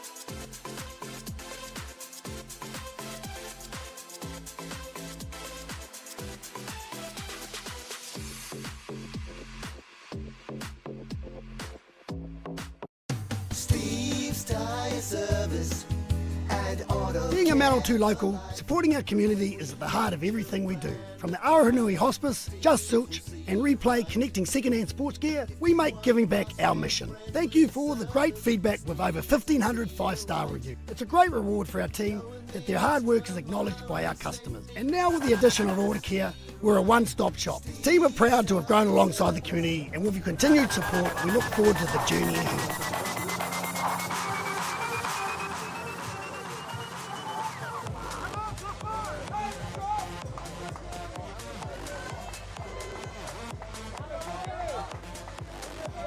Welcome back, ladies and gentlemen. Top of the 7th innings, and what a series we've had here in Palmerston North. It's the Oceania U23 Men's World Cup Qualifier. Top team out of this game. The team who wins this one goes as number 1 out of Oceania to the World Cup later on next year. And New Zealand with the lead, 5 runs to 2. Caleb Coco's gone the whole distance here. And he will get the start in the 7th innings to try and shut this one out. 3 outs needed for the victory and 3 outs needed, Naomi, for the top billing coming out of Oceania. Yeah.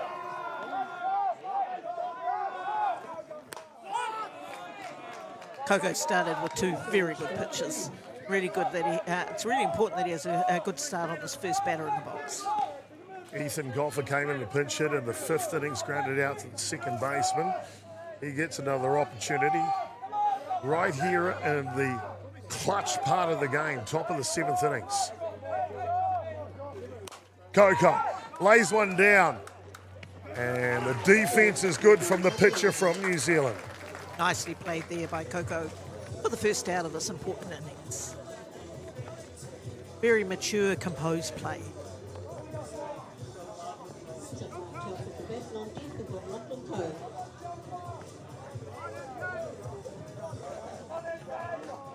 Well, Naomi, I finally finished with a calculator, by the way, and I was right. We're at $5,200.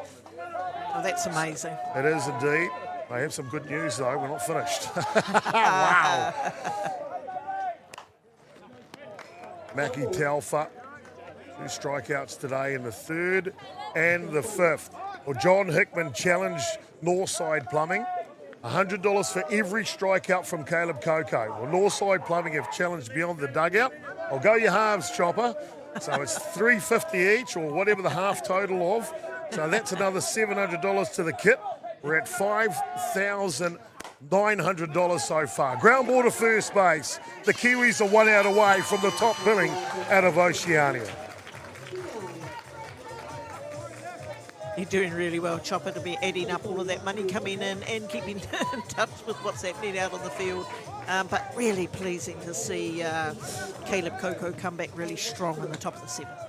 $5,900 raised so far, ladies and gentlemen. Can we get to $6,000 before the 3rd out? Corey List up the bat, the replacement pitcher. This one down low.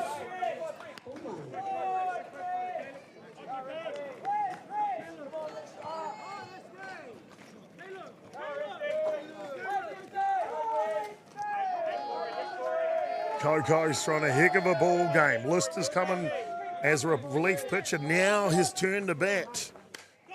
This one's through the zone.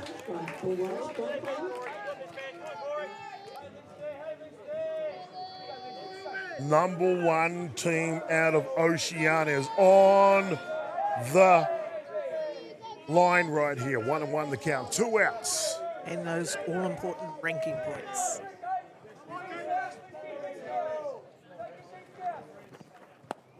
Nice pitch. Change of pace. Yeah. How did Corey Way to List change hold it up up. on that? Yeah, well done. 7 strikeouts. Yeah.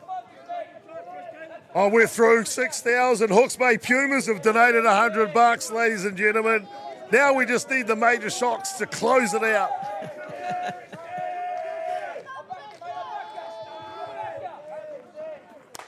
Ooh. That one's on the edge. 1 strike away. The major socks. Stevie Deans, the local boy in charge of the team, puts so much into the game of softball. Caleb Coco, Aaron Gollan, standing at attention. The country waits. Coco comes. Oh, Fouled back. Fouled back. Nearly caught 2. That would have counted as a strikeout if they'd been caught in. Pumas, Marae Pumas Softball Club from Hawke's Bay donate $100 to get us to 6,000. Do we dare get to 7, ladies and gentlemen? 2-2 count on List. 2 outs here. Clark is watching from 3rd base. Change of pace. Just outside. Getting all excited on that strikeout.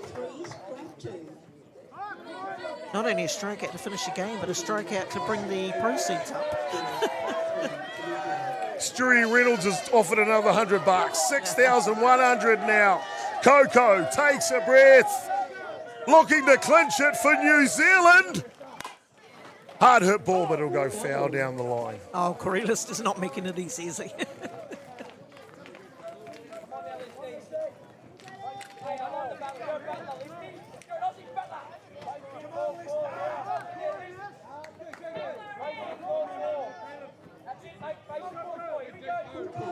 Stage is set again here.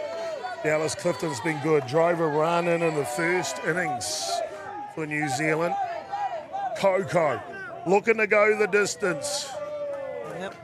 I'll just say if he gets a strike here to the finish, it's another $200 for the Black Sox. A lot of nervous tension in these last few moments of the game, and it's been a great game. Coco steps back. The Queenslander waits. Change of pace. And Coco with a bat flip goes down to first base with a walk. Take a breath, Chopper, take a breath. Yes. Well called there by plate umpire Gavin Shepherd. Of course, you want to will it to be across the plate, but it wasn't, and he called it well. So unfortunately, this brings the Tyne run to the plate. There's Oliver Stewart, top of the shop. 2 hits on the day, 1 off the third baseman's glove, 1 to centre field. And a hard hit ball for goes out, we're tied! It's off the fence. Lister's rounding third base now, and Australia will draw it within 1 run, 5 runs to 4 now. What a ball game, ladies and gentlemen. What a ball game.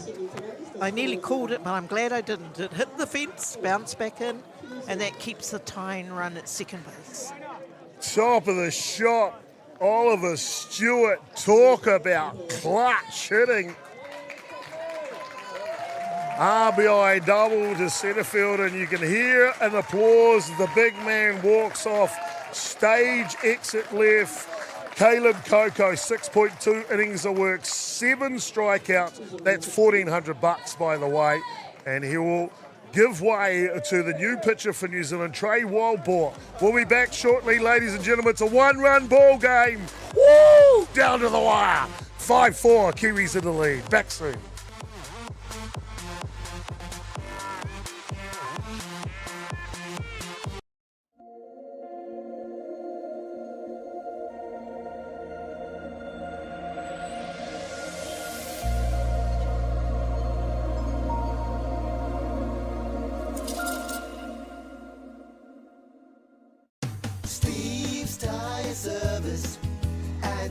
Being a Manawatū local, supporting our community is at the heart of everything we do. From the Aotearoa Hospice, Just Silch and Replay connecting second-hand sports gear, we make giving back our mission. Thank you for all the great feedback with over 1,500 5-star reviews. It's a great reward for our team that their hard work is acknowledged by our customers. And now with the addition of Order Care, we're a one-stop shop. The team are proud to have grown alongside the community, and with your continued support, we look forward to the journey ahead.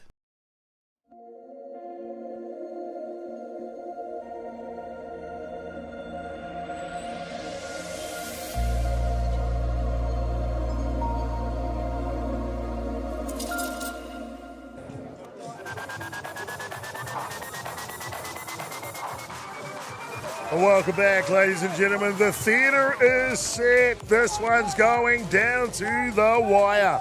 WBSC U23 Men's Oceania Qualifying Tournament for the World Cup. And it is New Zealand leading at the moment by 1 solitary run. 5 runs to 4 here in the top of the 7th innings. Australia have come out, and boy, oh boy, what a game we've got here, ladies and gentlemen. Trey Wildbore will come into the mound, number 12. Of course, he threw last night against Australia. And a great start there, touching the outside. Just 1 hit given up for a complete game performance from Trey Wildbore. Is he the man to get it done here? They need 1 more out. Steely focus from the man from Howick Club in Auckland, Trey Wildbore. Ground ball. Clark is there, and the Kiwis do it.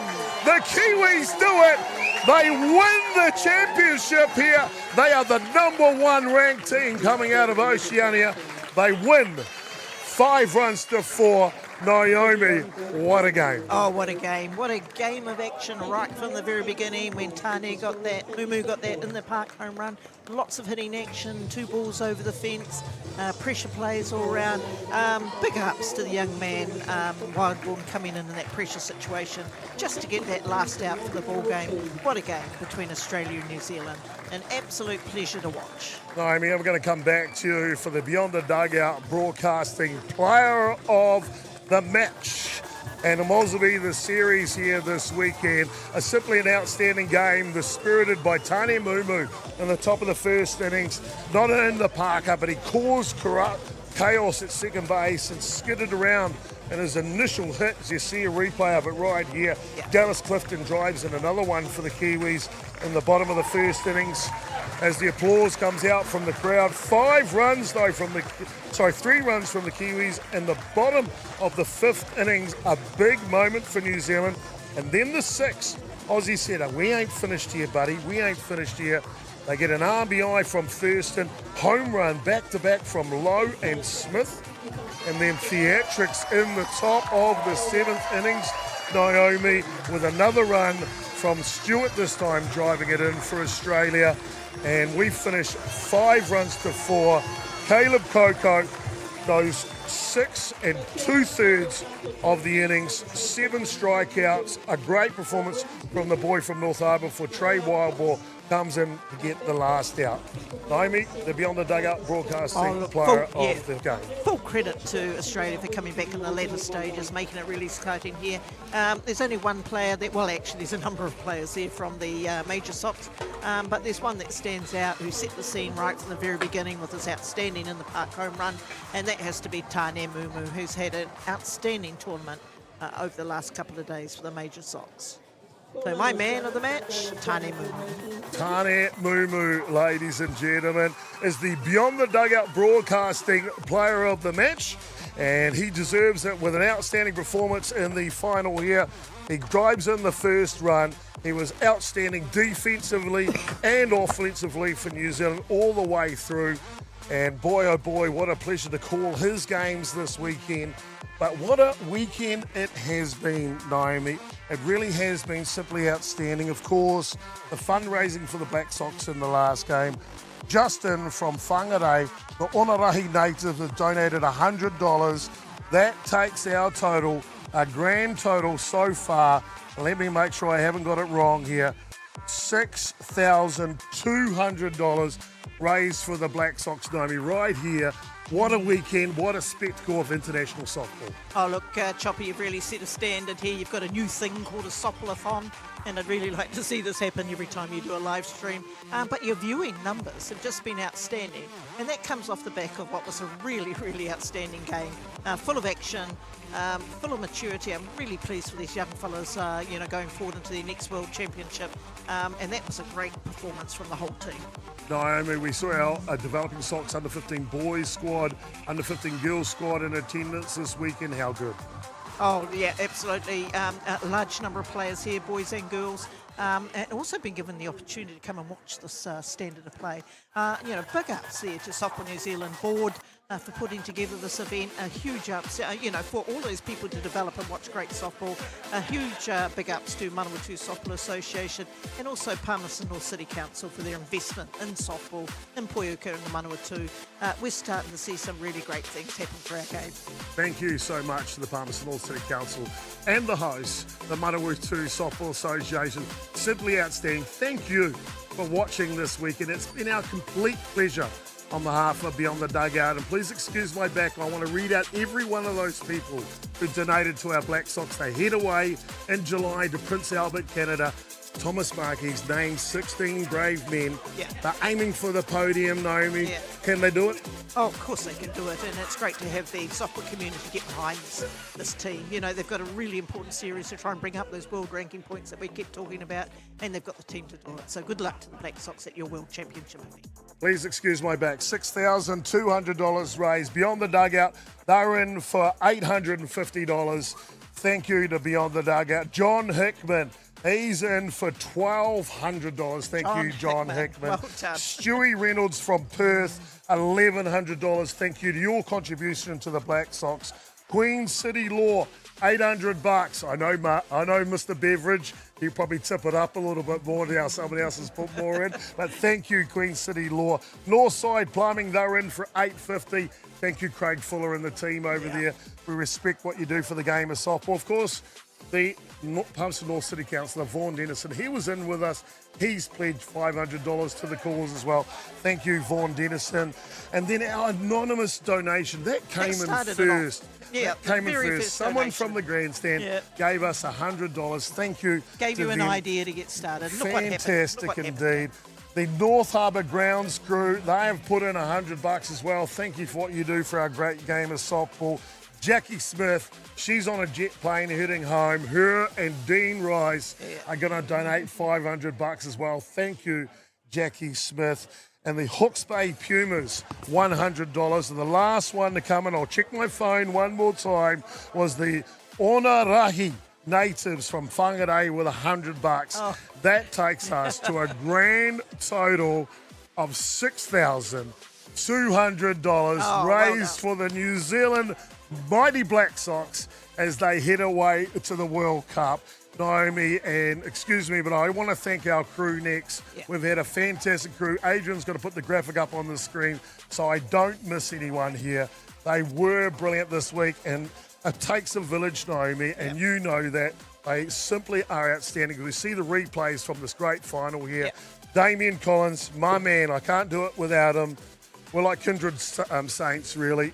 Brothers with another mother, something like that, but he's fantastic. Juani Lambert graced us with his time. Beautiful caller of the game. Ignacio Getty drove down to Auckland for the camera operator. Thank you to him. And of course, Jackie Smith, our fellow commentator. Zeb McFarlane and Derek McFarlane, two of the hardest workers I know. Yourself, Naomi Shaw, thank you for your contribution to Beyond the Dugout. Widimu Tamaki is a supporter of the program. Dave Elder, a supporter. Young Jackson Gerbes, at 15 years of age, a director this weekend. Directed both games today, a number of games the first 2 days. I think the kid's got a future in TV, I think maybe. he's got a real future, and he's got a great mentor to learn from too as well. None of Well the done, Jackson. stuff's worked without the IT whiz, Adrian Royal. Thank you for his little work. I've been Jason Gerbes, aka Chopper. Thank you so much, ladies and gentlemen. Congratulations, New Zealand Major Sox. They are through to the World Cup with the top billing coming out of Palmerston North. 5 runs to 4. We hope you've enjoyed the broadcast. It's been our complete pleasure. On behalf of the entire crew, mā te wā, tō maria, and thank you again. Go the Black Sox. $6,200, Naomi. Well How done, good. everybody. Great support from the community. Thank you, Ngā mihi nui. Ngā mihi nui, ka kite.